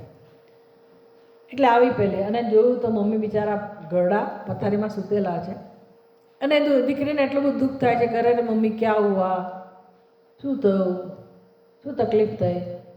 એટલે બિચારી મમ્મી વૃદ્ધાવસ્થામાં બીજું શું કરે, બોલી તો શકે નહીં. એટલે એની દીકરીને બિચારીને બહુ દુઃખ થયું. એટલે એને જે કંઈ તકલીફો હતી એ પથારીમાં જેણે ગંદુ કર્યું હતું એ બધું સાફ કર્યું. હું તારા માટે ચા લઈ આવું એમ આશ્વાસન આપે છે માને. એટલે મા બિચારી બહુ કરતી હતી તો બહુ સાંભળે નહીં ને બહુએ એની દીકરીને બોલાવી. એટલે દીકરીને બેઠા ક્યાં સુધી ચાલુ એવું? 3 વાર, એકવાર બોલાવી ફોન કરી, બીજી વાર ત્યાં જ નજીકમાં જ રહેતી હશે, દીકરીનું સાસરું નજીકમાં જ હશે, એટલે બોલાવ કરે. કોણ બોલાવે? પુત્રવધુ. પછી એ પહેલીને બિચારીને ચા પીવી હતી એ માજીને, અને પુત્રવધુ આટલો મોટો ગ્લાસ લઈને આરામથી ચા પીવે છે પોતાના રૂમમાં, અને એણે ફોન કરીને એની દીકરીને પાછી બોલાવી. એટલે એ દીકરી કહે છે કે ભાઈ તું મને વારે ઘડીએ ફોન કરીને બોલાવે છે અને તું અહીંયા આરામથી ચા પીવે છે અને મમ્મીને ચા પીવી છે ને આટલી રીબાઈ છે, તો આ બધું શું છે? એટલે પહેલી વર્ણન કરે છે, હું જ્યારથી પરણીને આવી ત્યારથી એણે મારી સાથે જે વ્યવહાર કર્યો તો એણે કેવું કર્યું મારી સાથે. હવે આ આટલા વર્ષો સુધી એણે મનમાં બધું એ જ ઘૂંટે રાખ્યું. આ સ્વાભાવિક છે, આવું જ હોય બધા, આપણી જ વાત છે. પણ વિડીયો બનાવનારા આવું બનાવી મૂકે. એટલે શું? પણ એટલે શું એ જવાબ આપી રહી છે દીકરાની બહુ કે હું કેમ નથી કરતી આ સાસુનું? કારણ કે એણે આખી જિંદગી મારી સાથે આવો જ વ્યવહાર કર્યો છે. તો એને ખબર નહોતી કે વૃદ્ધાવસ્થામાં હું જેની સેવા કરવાની છું. દીકરી નહીં આવે સેવા કરવા, મારે જ કરવાની, ખબર નહોતી. અને તે કેમ ના સમજાવી? આમ બદલો લેવાની ભાવના. એટલે આમાં કંઈ જ્ઞાન નથી આપતા એ લોકો, પણ આવું બતાવે છે. આનું નામ સંસાર. મેં શું કામ આ વાત કરી? અંદર આવું ચાલી જ રહ્યું છે એટલે બદલાની ભાવના. પછી દરેક ઘરમાં આવું હોય. એણે મને શું સંતોષ આપ્યો, એણે શું કર્યું, તો હવે હું શું કરું? તો હું સારી છું કે આટલું કર્યું, મારી જગ્યાએ બીજા હોય તો કંઈ ના કહે. બસ આટલું યાદ રાખી રાખીને આ બધો જે સંસાર છે, સંસાર આટલો જ છે, બીજું કંઈ છે જ નહીં. સંસાર આટલો જ છે. પણ આ સમજવાનું આવે ને ત્યારે જ લોકોને મુશ્કેલી પડે છે. શું કરું? એમાં થાય છે શું ખબર છે? હું તમારી સામે જોઉં ને એટલે મારું બોલવાનું જતું રહે છે. કારણ કે મારે આપવું હોય. તમે લોકો થોડા કામ થઈ જાઓ, આમ થઈ જાય એટલે અંદરથી પેલી લિંક તૂટી જાય. મને ઉત્સાહ જ ના થાય કે હું કોણ સાથે વાત કરું છું. એટલે સમજવા માટે જે બ્રેઇન જોઈએ, આ વેદાંત એટલે એટલી બધી ઊંચા સ્તરની આ વસ્તુ છે. એના માટે જે તાજગી જોઈએ ને માણસની અંદર, પેલું આપણે આમ એબ્સોર્બ કરીએ, પાણી ઢોળાયું હોય ને કેમ પેલું સ્પંચ મૂકીએ કેમ બધું એબ્સોર્બ કરે, એવા પ્રકારની તૈયારી જોઈએ, એવા પ્રકારનું મન જોઈએ, બુદ્ધિ જોઈએ. એટલે આપણે તો ખેંચી ખેંચીને બધા લાવતા હોઈએ કે ભાઈ ચલો ગમે તેમ કોઈક, પણ અંદર તો બધું ભર્યું હોય, શું કરવાનું? રસ ના હોય. એ જ વખતે આપણી બુદ્ધિ સાથ ના આપે. કેવું કેવું થતું હોય. પણ બહુ દુઃખ થાય કે કેટલી સરસ વસ્તુ છે આ, કે માણસના મગજમાં એકવાર અંદર ઉતરી જાય પછી તો બધાને ભગવાને બુદ્ધિ આપેલી છે. દરેક લોકો પોતાની રીતે સત્યને જાણવા માટે આગળ વધે, કામ થઈ જાય. અને દુઃખનો ઉપાય આ જ છે. દુઃખમાંથી મુક્ત થવાનો બીજો કોઈ ઉપાય જ નથી. કારણ કે દુઃખ જ નથી ખરેખર. દુઃખનું કોઈ કારણ જ નથી. ભગવાન ત્યાંથી જ શરૂઆત કરે છે. અશોચ્યાનંદ અશોચસ્તમ. અર્જુન, દુઃખનું કોઈ કારણ જ નથી ને આપણા જીવનમાં સુખનું કોઈ કારણ નથી. બધા દુઃખના જ કારણ છે. આવું કેમ છે? એટલો બધો કચરો આપણી અંદર ભરેલો છે, આપણા મગજમાં. સાફ નથી કરવો. સાફ નથી કરવો. જે ખરેખર દવા છે એનો ઉપચાર નથી કરવો, આપણે એનો ઉપયોગ નથી કરવો. એટલે જુઓ, પહેલાં દ્રષ્ટાંતમાં સમજો બરાબર કે આપણે આખી જિંદગી કઈ માથાકૂટ કરવાની છે. તત્વને સમજવા માટે કઈ રીત હોય, આ બધી પ્રક્રિયા છે. વેદાંત શાસ્ત્ર આ પ્રક્રિયા આપે છે. કંઈ જ કરવાનું નથી, માત્ર બુદ્ધિને ધીરે ધીરે ધીરે સત્યનું દર્શન કરતા કેળવવાની છે. બીજું કશું જ નથી. અને જ્ઞાનનો આનંદ હોય. સાચી સમજ જેમ પ્રાપ્ત થાય એમ આપણને આનંદ જન્મે. આ એવું નથી કે મારે કંઈક આમ પંડિત બનવાનું છે અને મારી બુદ્ધિમાં કશું ભરવાનું છે કે ત્રાસ આપવાનો છે, બોજો રાખવો, એવું કશું નથી. વસ્તુને માત્ર સમજવાની છે. તમે તૈયાર હો શ્રવણ માટે, સ્વીકારવા માટે, તો કામ થાય.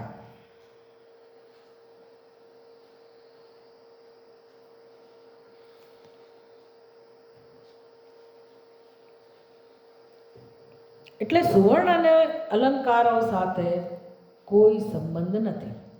માટે સોનીને, જે જાણે છે આ વસ્તુ, સોનીને આટલું જ્ઞાન છે એટલે એને અલંકારો સાથે સંબંધ હોવા છતાંય નથી. જ્યારે આપણે ખરીદવા જઈએ ત્યારે તો બેઠો જ છે આરામથી કે ભાઈ આની કિંમત વધારે છે. કેમ? એનો ઘાટ આવો છે. ઘડામણના પૈસા લેશે. પૈસા લેવા બેઠેલો જ છે. એની બુદ્ધિમાં કોઈ મહત્વ નથી ઘાટનું. કેટલા પૂરતું મહત્વ છે? પૈસા લેવા પૂરતું. અને આપણે કેમ પૈસા આપવા તૈયાર છીએ? મૂર્ખ છીએ. આપણે કેમ પૈસા આપવા તૈયાર છીએ? આપણી બુદ્ધિમાં અલંકારનું મહત્વ છે એટલે મૂર્ખ છીએ. જેનું મહત્વ જેનું જેટલું અપાવવું જોઈએ એટલું જ અપાવવું જોઈએ. પણ આપણું આકર્ષણ શેને કારણે છે? કારણ કે મહત્વ બુદ્ધિ અલંકારમાં છે. ભાઈ બંગડી હોવી જોઈએ, પહેરવા માટે બંગડી હોવી જોઈએ, છે મને મળી, આનંદ, આટલું મહત્વ બરાબર છે. પણ ના, પેલી કેમ નહીં, આવી કેમ નહીં? આપણા પ્રશ્નો આ છે. સમજ પડે? બંગડી માટે ભલે રહ્યા પ્રશ્નો, ત્યાં સુધી વાંધો નહીં. પણ મારી સાસુએ કેમ આવું કર્યું? આખી જિંદગી અંદર જે બધું ભર્યું, સાસુ હોય કે પતિ હોય કે પત્ની હોય કે જે સંબંધ હોય, પણ એ નિમિત્તથી જે જીવનમાં બને છે, રોજ બને છે, અને અંદર બધું એ ઝેર જમા થયેલું છે, એ સડો અંદર ભરેલો છે, એનું નામ દ્વેષ. એવા અંતઃકરણમાં શાંતિ જન્મે જ નહીં. કારણ કે દુઃખ એ દુઃખ છે, પારાવાર દુઃખ છે. એ કોણ દૂર કરે? કોણ દૂર કરે? ભગવાને દૂર ના કરે. આપણે કરીએ તો કેવી રીતે કરીએ? What will we do? હું ગમે તેટલા રામ નામના જપ કરું, ભજન કરું, ધ્યાનમાં બેસું, ઉપવાસ કરું, આ દુઃખ જાય નહીં. સમજી લો. એ લઈને આપણે ફરીએ છીએ જન્મો જન્મો. એટલે કોઈક એના ઉપર આમ જરાક પેલું કહે ને, પાણીમાં કાંકરો નાખો કે મોમળ ઉત્પન્ન થાય, અથવા તો ઘા પડ્યો હોય આપણને, મટતો ના હોય, રૂજાતું ના હોય, અને એમાં કોઈ મીઠું ગોબરાવે તો કેટલી પીડા થાય. એવું આપણું જીવન છે. કોઈક આપણું અપમાન કરે, જરાક જ છે, કોઈક અપમાન કરે કે કંઈક એવું બની ગયું એટલે તાજું થાય, બધું તાજું થાય. પીડા સાયકોલોજીવાળા જાણતા હોય ને પૂછો. નાનપણમાં માર પડ્યો હોય અને પીઠમાં સોળ ઉઠ્યા હોય એ વખતે, મોટી ઉંમરમાં વર્ષો પછી પણ એ વ્યક્તિના જીવનમાં એવો કંઈક બનાવ બને તો પાછું બધું તાજું થાય. એટલી પીડા, એ જ દર્દ. એ શું બતાવે છે? ઘા અંદર બધા તાજા જ છે, રૂજાયા નથી. એટલે માણસ એટલો બધો સેન્સિટિવ હોય છે. કેટલાક લોકો એટલા બધા ટચી, આમ આપણે આમ ધ્યાન રાખવું પડે. એટલે કેમ તું દુબળો દેખાય છે, એમાં મોટો ઝઘડો થઈ જાય, તમારે કોમેન્ટ નહીં પાસ કરવાની. એટલે ભાઈ તમે ઘરના છોકરાઓને તો આવું આપણેથી બોલાઈ જ જાય ને, કેમ આમ છે ને, આવું કેમ કીધું. આવું અત્યારે જમાનો આવો થઈ ગયો. પૂછજો તમે લોકો, કંઈ બોલવાનું જ નહીં, કોમેન્ટ કરવાની જ નહીં. એટલા બધા સેન્સિટિવ, એટલા બધા ટચી. અને શું કહેવાય? શું કહેવાય? પરાકાષ્ઠા અજ્ઞાનની. જીવન માણસ જીવે કેવી રીતે? કારણ કે બધાય બીજા બધા કે તમને આખો દિવસ ફૂલ ચડાવવાના નથી, આરતી નથી ઉતારવાના, તમારી પૂજા નથી કરવાના, ખરું કે નહીં? તમે ગમે ત્યાં જાઓ તો બધા લોકો રફલી વ્યવહાર કરતા હોય, તો તમે તમારી જાતને કેવી રીતે સંભાળી શકો, કેવી રીતે રક્ષણ કરી શકો? એવું કોઈ શીખવાડતું નથી. ના ના, મારા દીકરાઓને કંઈ કહેવાનું નહીં, મારા બાળકોને કંઈ કહેવાનું નહીં, એ તો આમ નહીં, તો તેમ. સંસાર એટલે આ બધું બસ. એટલે દરેક માણસ અંદરથી દુઃખી જ છે. એનો અર્થ એવો નહીં કે એ લોકો વધારે દુઃખી છે અને આપણે સુખી છીએ. આપણે એટલા જ દુઃખી છીએ. એ તો બધું જરા સરખો વ્યવહાર ચાલે છે એટલે. બાકી હમણાં કોઈકને બે કડવા શબ્દો કહી દીધા હોય, કશું એ કહ્યું હોય તો મોઢું ફૂલાવીને ફરવાના છે, આમું નહીં જોવાય. ઘરમાં કે બહાર બધે આ જ છે વસ્તુ.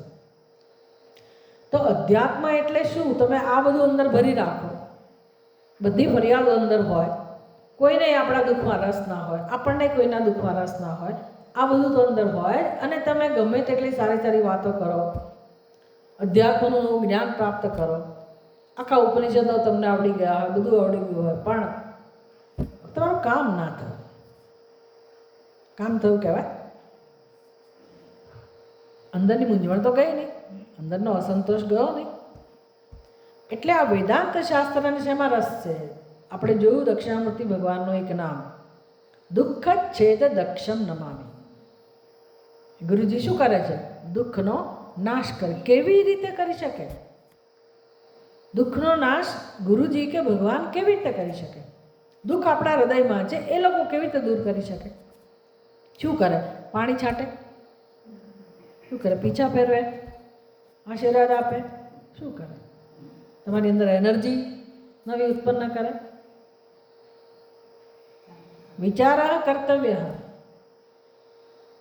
શંકરાચાર્યનો એક જ સિદ્ધાંત છે કે દુઃખનું કારણ, દુઃખ એટલે સંસાર સમજી લો, સંસારનું કારણ એક જ છે, અવિચાર સિદ્ધ સંસાર. વિચાર કર્યો જ નથી એટલે આ બધું જમા થયા જ કરે છે. તો ઉપાય શું હોય? ઉપાય શું હોય?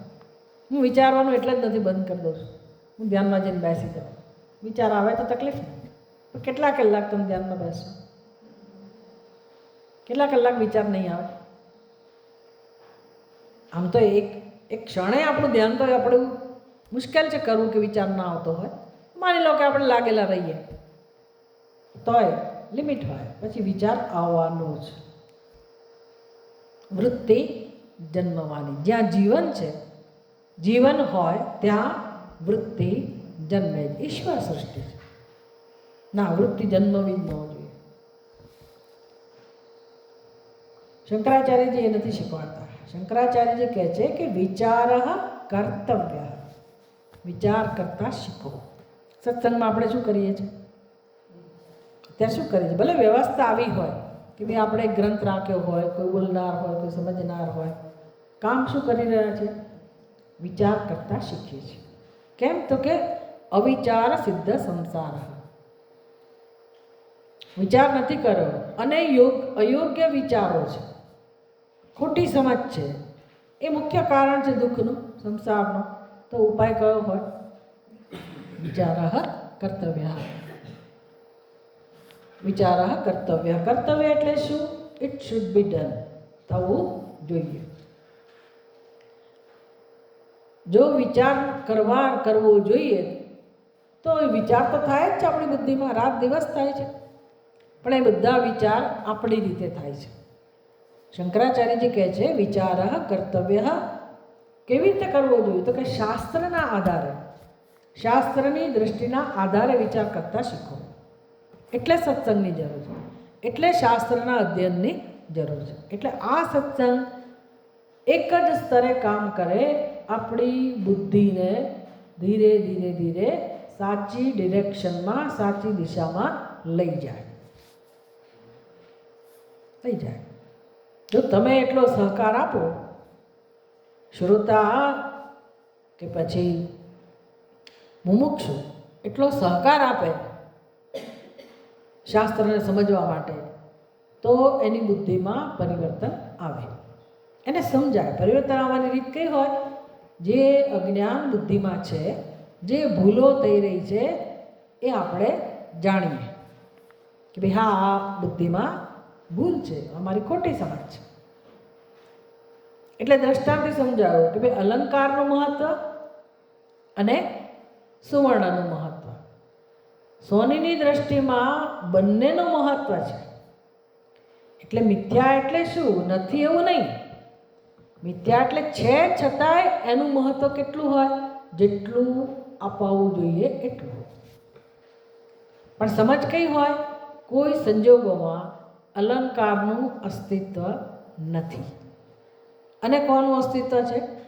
સુવર્ણ. એક આ આખી દ્રષ્ટિ થઈ. હવે શાસ્ત્ર બંને રીતે વાત કરે. શાસ્ત્રની પદ્ધતિ એવી હોય. હવે આપણે આપણા દાર્ષ્ટાંત ઉપર આવીએ, જગત ઉપર આવીએ, તો જગતમાં જે વિવિધતા છે એને કેમ સમજવી? તો શાસ્ત્રના જાણકાર લોકો એમની દ્રષ્ટિએ તો જે કંઈ છે તે બ્રહ્મ છે. સર્વમ ખલ્વિદમ બ્રહ્મ. આ વાક્ય આપણને ગમવું જોઈએ. આનંદ આપનારી વસ્તુ છે ને.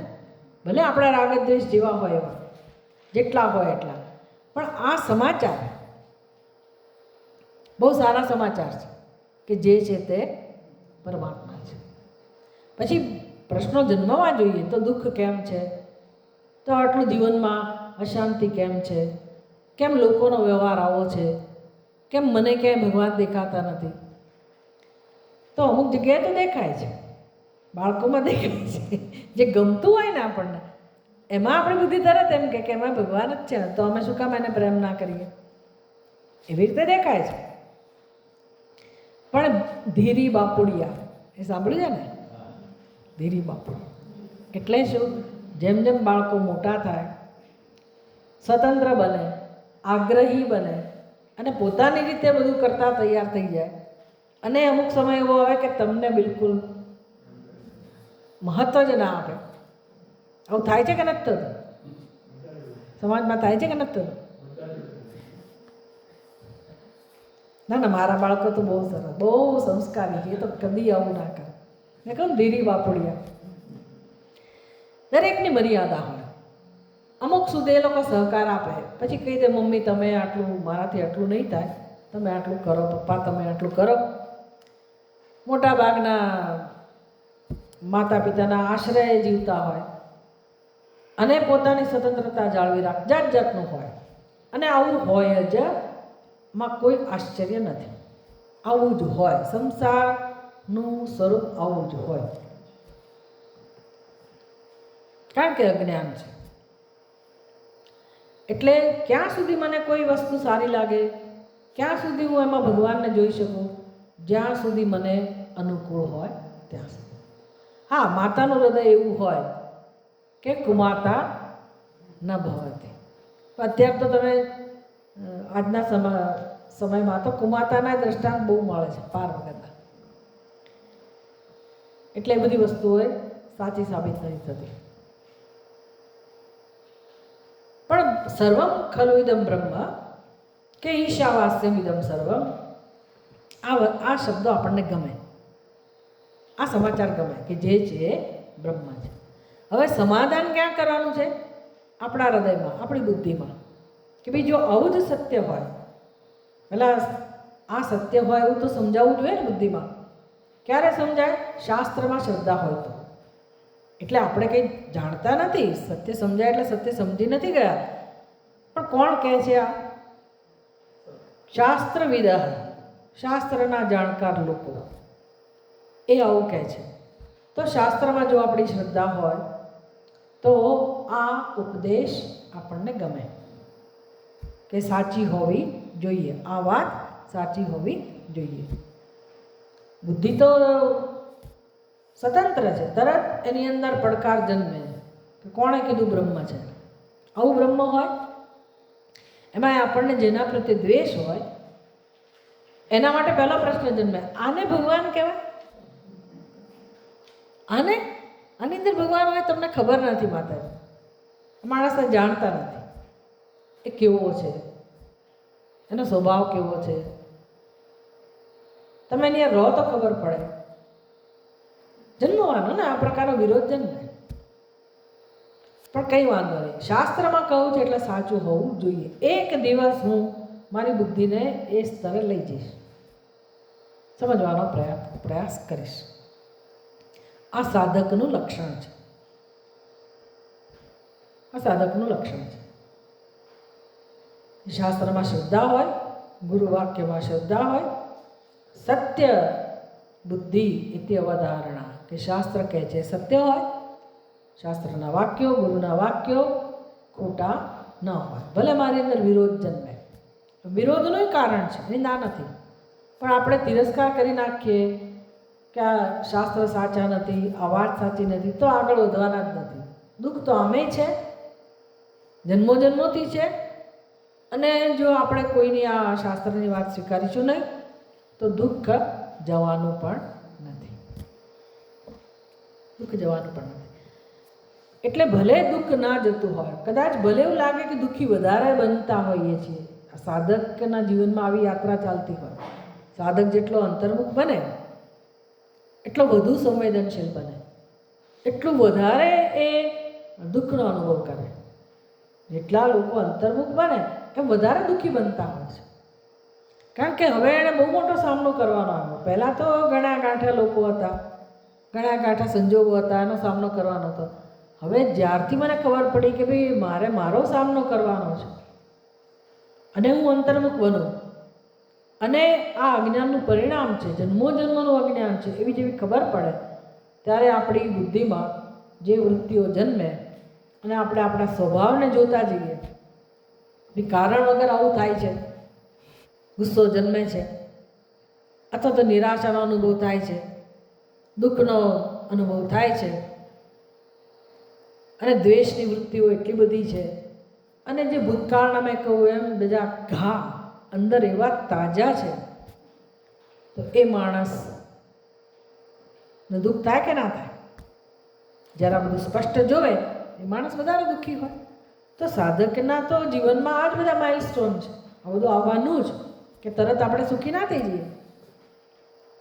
પછી રસ પડે કે ભાઈ આ બધાનો ઉપાય શું છે, કેવી રીતે આગળ વધવું. એટલે દ્રષ્ટિ બદલવી. કઈ દ્રષ્ટિ ક્યાંથી ક્યાં લઈ જવી? અલંકારમાં, નામરૂપમાં જે સત્ય બુદ્ધિ છે અને જે મહત્ત્વ અપાય છે એ જે દ્રષ્ટિ છે ત્યાંથી દ્રષ્ટિ ક્યાં લઈ જવી? અલંકાર ઉપરથી ક્યાં લઈ જવી? સુવર્ણ ઉપર. સમજાવવું જોઈએ પહેલાં દ્રષ્ટાંતમાં કે હા દ્રષ્ટિ બદલી શકાય, દ્રષ્ટિ બદલી શકાય. કે સુવર્ણને જ્યારે આપણે ધ્યાનમાં રાખીએ તો અલંકારોનો કોઈ વિરોધ રહેતો નથી. પછી અલંકાર સારું હોય, ખરાબ હોય, સુડોળ હોય, બેડોળ હોય, નાનું હોય, મોટું હોય, હવે અલંકારોમાં કેવું દર્શન આવે? સમદર્શન. ભલે રાગદ્વેષ રહેવાના પણ તોય આપણે એને વ્યવહાર કરી શકીએ, મેનેજ કરી શકીએ. બસ એ જ વસ્તુ જીવનમાં શીખવાની છે. હવે એક વસ્તુ ટીકાકારે બહુ સરસ કહી, અતઃ ચ, અતઃ એટલે ધેરફોર, માટે, આવું હોવાથી. શું હોવાથી? સમજી શકાય કે ના સમજી શકાય એ આપણો પ્રશ્ન છે, પણ શાસ્ત્રવિદ કહે છે એટલે એવું હોવું જ જોઈએ. શું હોવું જોઈએ? સર્વમ ખલ્વિદમ બ્રહ્મ, જે છે તે બ્રહ્મ હોવું જ જોઈએ. હવે આપણો પ્રશ્ન છે કે બ્રહ્મ કેમ નથી દેખાતું? પણ ટીકાકાર શું કહે છે? અતઃ, આવું હોવાથી. જો બધું જ બ્રહ્મ હોય તો પછી આ નામરૂપને માટે શું કહેશો? જગતના નામરૂપ માટે શું અભિપ્રાય હોવો જોઈએ? નામાની સમાની સમસ્યેવ બ્રહ્મણ દ્યોતકાની ભવંતી. એ નામરૂપ ગમે તેવું હોય. હવે જો ગમે તેવું એટલે શું? આપણી દૃષ્ટિમાં કોઈ સારું હોય, કોઈ ખરાબ હોય, કોઈ ધાર્મિક હોય, કોઈ અધાર્મિક હોય. બધાને સ્થાન છે જગતમાં. દેવતાઓ પણ છે, અસુરો પણ છે, મનુષ્યો પણ છે, પશુઓ છે, પક્ષીઓ છે કે નહીં?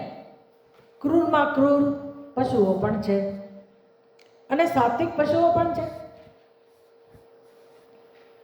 વિદ્વાનો પણ છે, મૂર્ખ લોકો પણ છે, રાક્ષસો પણ છે, સ્ત્રી પણ છે, પુરુષ પણ છે, બાળકો પણ છે, જળ પણ છે, ચેતન પણ છે.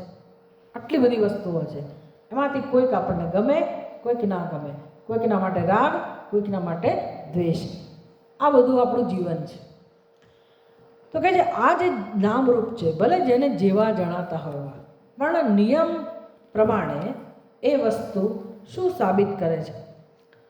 નામાની સમાની સમસ્યેવ બ્રહ્મણ દ્યોતકાની ભવંતી. દરેક નામરૂપ કોને પ્રકાશિત કરે છે? જગતનું દરેક નામરૂપ ખરેખર કોને પ્રકાશિત કરે છે? કેમ સમજવું? એ દ્રષ્ટાંત. તમારી બંગડી, તમારી બુટ્ટી, તમારું ઝાંઝર કોને પ્રકાશિત કરે છે? કોઈ પણ અલંકાર, નાનું મોટું, સારું ખોટું, સુડોળ બેડોળ, જ્યાં હોય ત્યાં, જેવું હોય ત્યાં, જેની પાસે હોય ત્યાં, એ કોનો નિર્દેશ કરે છે? અલંકારની વાત છે. અલંકાર કોનો નિર્દેશ કરે છે? શું? તો સારું કે ખરાબ? ભલે મિથ્યા હોય. જો પહેલાં આપણે સમજ્યા કે કોઈ પણ અલંકાર સત્ય સાબિત થતું નથી. આપણો મોહ શેમાં છે? મહત્વ બુદ્ધિ શેમાં છે?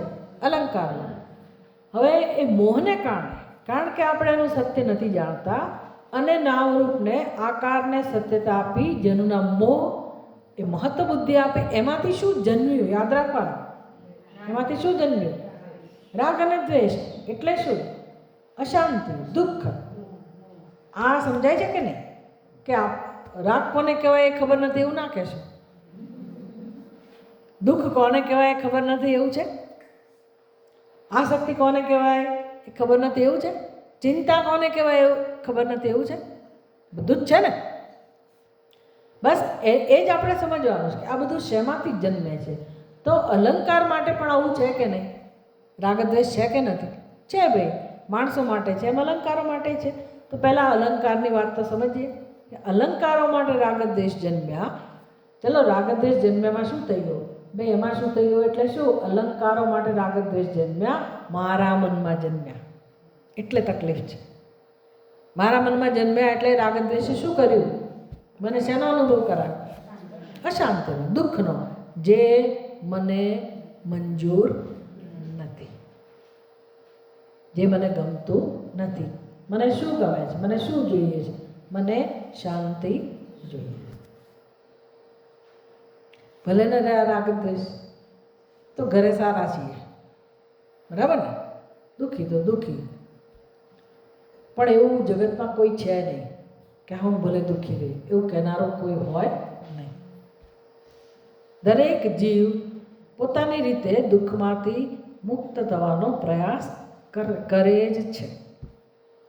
તકલીફ શું છે? એને સફળતા મળતી નથી. જ્યારે આ દ્રષ્ટિ આપણને સફળતા અપાવનારી છે. સમજાય તો ના સમજાયું, દ્રષ્ટાંતમાં ના સમજાયું. દ્રષ્ટાંતમાં સમજાયું હોય કે ભાઈ અલંકાર એને મહત્વ બુદ્ધિ આપવાથી આવું પરિણામ આવે છે, જે સોનીને નથી મળતો. કેમ? તો કે સોની પાસે જુદી દ્રષ્ટિ છે. જુદી એટલે શું? સાચી દ્રષ્ટિ છે, અને એ આનો લાભ લે છે વ્યવહારમાં. એને કોઈ રીતે નુકસાન નથી, જ્યારે આપણને નરું નુકસાન છે. કેમ? તો કે આપણે જે સત્ય દ્રષ્ટિ હોવી જોઈએ એ ધરાવતા જ નથી. અને મોહ કોને કહેવાય? તો કે જે સત્ય નથી એને સત્યતા આપવી. જે અલંકાર સત્ય નથી એને સત્યતા આપવી, એનો મોહ. બસ પછી રાગદ્વેષ જન્મે, પછી દુઃખ જન્મે, પછી અશાંતિ જન્મે જ.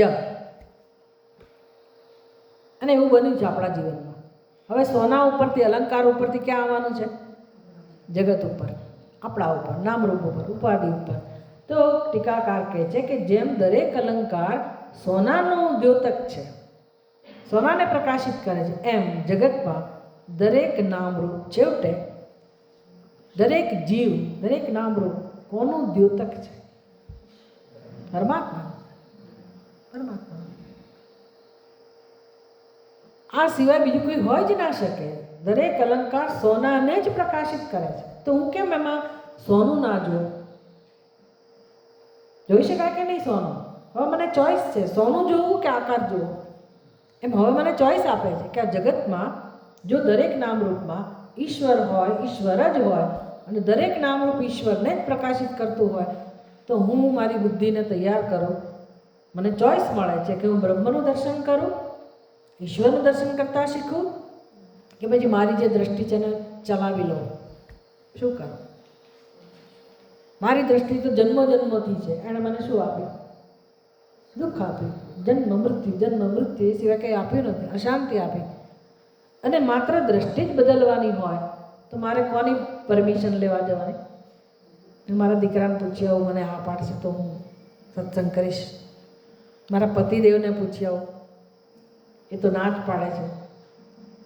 એ તો પરાણે આવ્યા, એ ભલે આવ્યા, ભલે એને સ્વીકારવું હોય કે ના સ્વીકારે, પણ આપણું કામ થઈ જવું જોઈએ.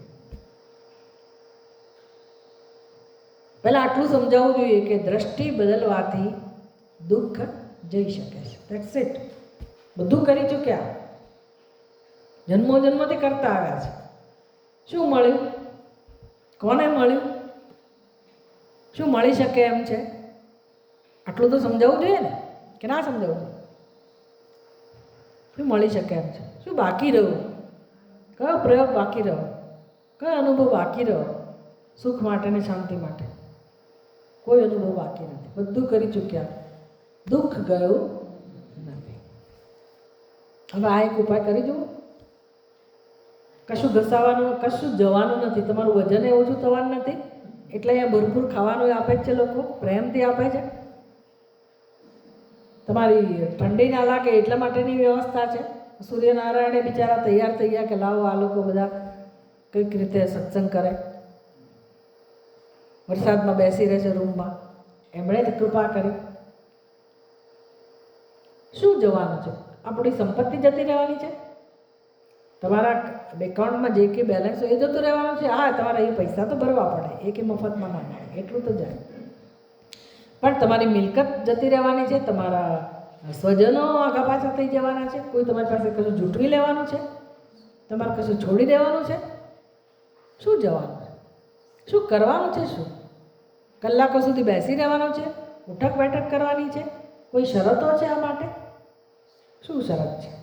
શું કામ કરવાનું છે? માત્ર દ્રષ્ટિ બદલવાની છે. દ્રષ્ટિ કેવી રીતે બદલાય? યોગ્ય વિચાર દ્વારા. યોગ્ય વિચાર ક્યાંથી લાવવા? ક્યાંથી લાવવા? જેની પાસે જઈને ઊભા રહેશો કેવા વિચારો આપશે? સમજ પડે છે ને? કેવા વિચારો આપશે? સંસારના. હા, તો બીજા કેવા હોય? એમની પાસે કેવા વિચારો હોય? જે આપણી પાસે હોય એવા જ એમની પાસે હોય. બીજું શું હોય? જરા તરા આમ તેમ હોય, બાકી તો એનું એ જ હોય. એટલે સાચી દ્રષ્ટિ ક્યાંથી મળે? શાસ્ત્રના અધ્યયનથી.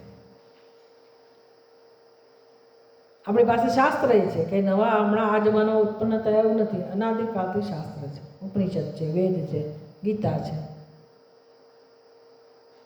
અને મુખ્ય શરત કઈ છે? ગુરુની કૃપા. ગુરુની કૃપા જોઈએ શાસ્ત્ર સમજવા માટે.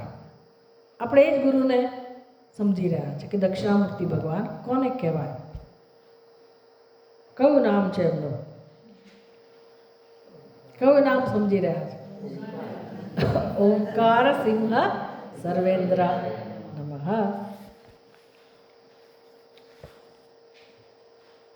હવે એ ઓમકારને જ અત્યારે આપણે સમજી રહ્યા છે. ઓમકાર સિંહ સર્વેન્દ્ર તો સમજ્યા, એમાં જે ઓમકાર છે એનું વર્ણન થઈ રહ્યું છે.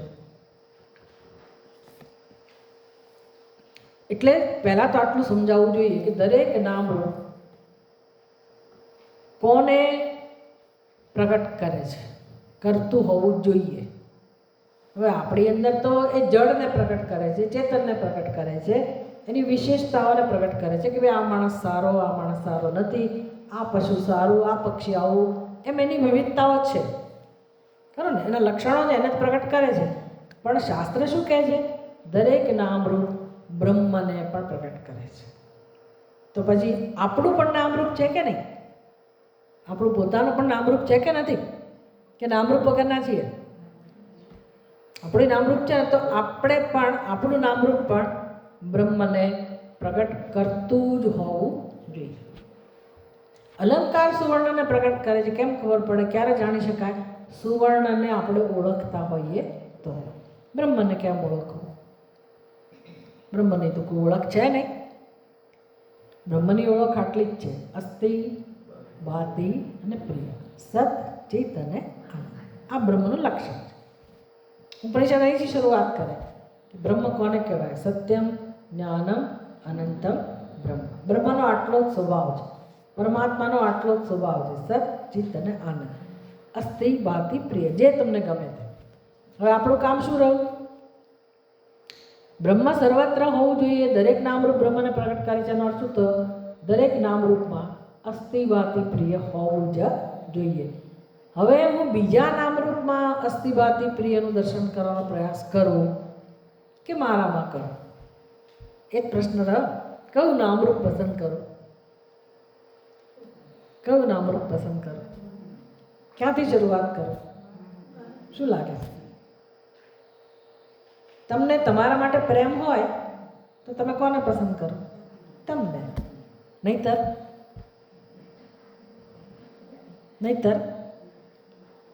શાસ્ત્રને ખબર છે કે કોઈને પોતાના માટે પ્રેમ નથી. પ્રેમ થઈ ગયો એમ કહેતા હોય છે ને. અથવા તો સ્વાભાવિક જ આકર્ષણ હોય છે.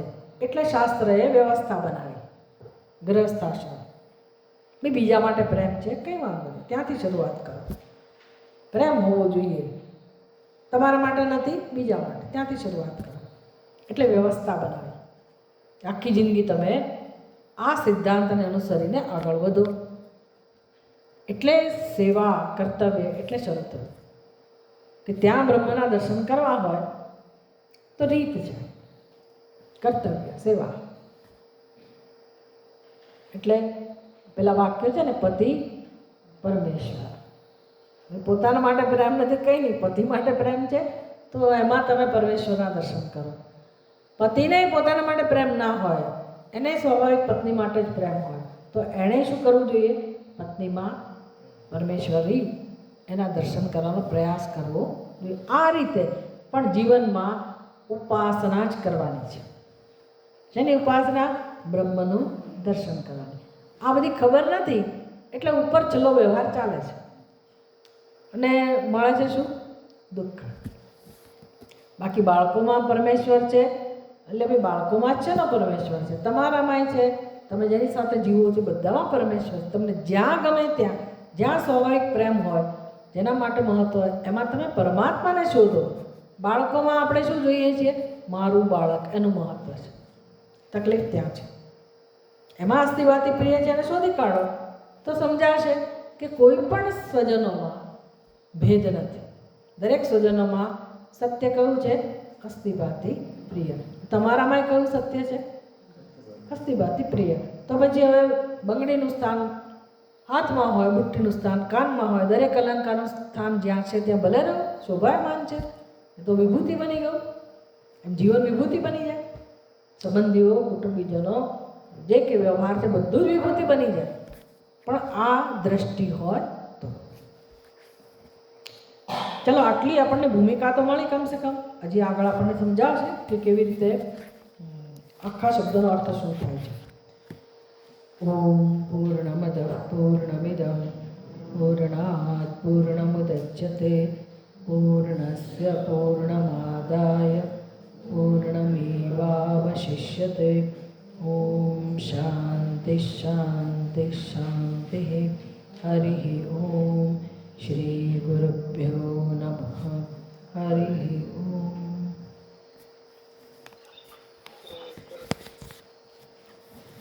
હવે બપોરે 3:30 ચા પછી તમે લોકો 4, 4:15 અહીં આવી જજો.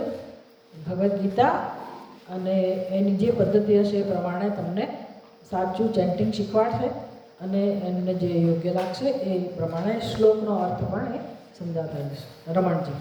એટલે તમે લોકો સાચી રીતે બોલતા શીખી જાઓ ભગવદ્ ગીતાના ઉચ્ચારણ અને અર્થ પણ સમજો. ઓમ. હરિ ઓમ. ઓમ.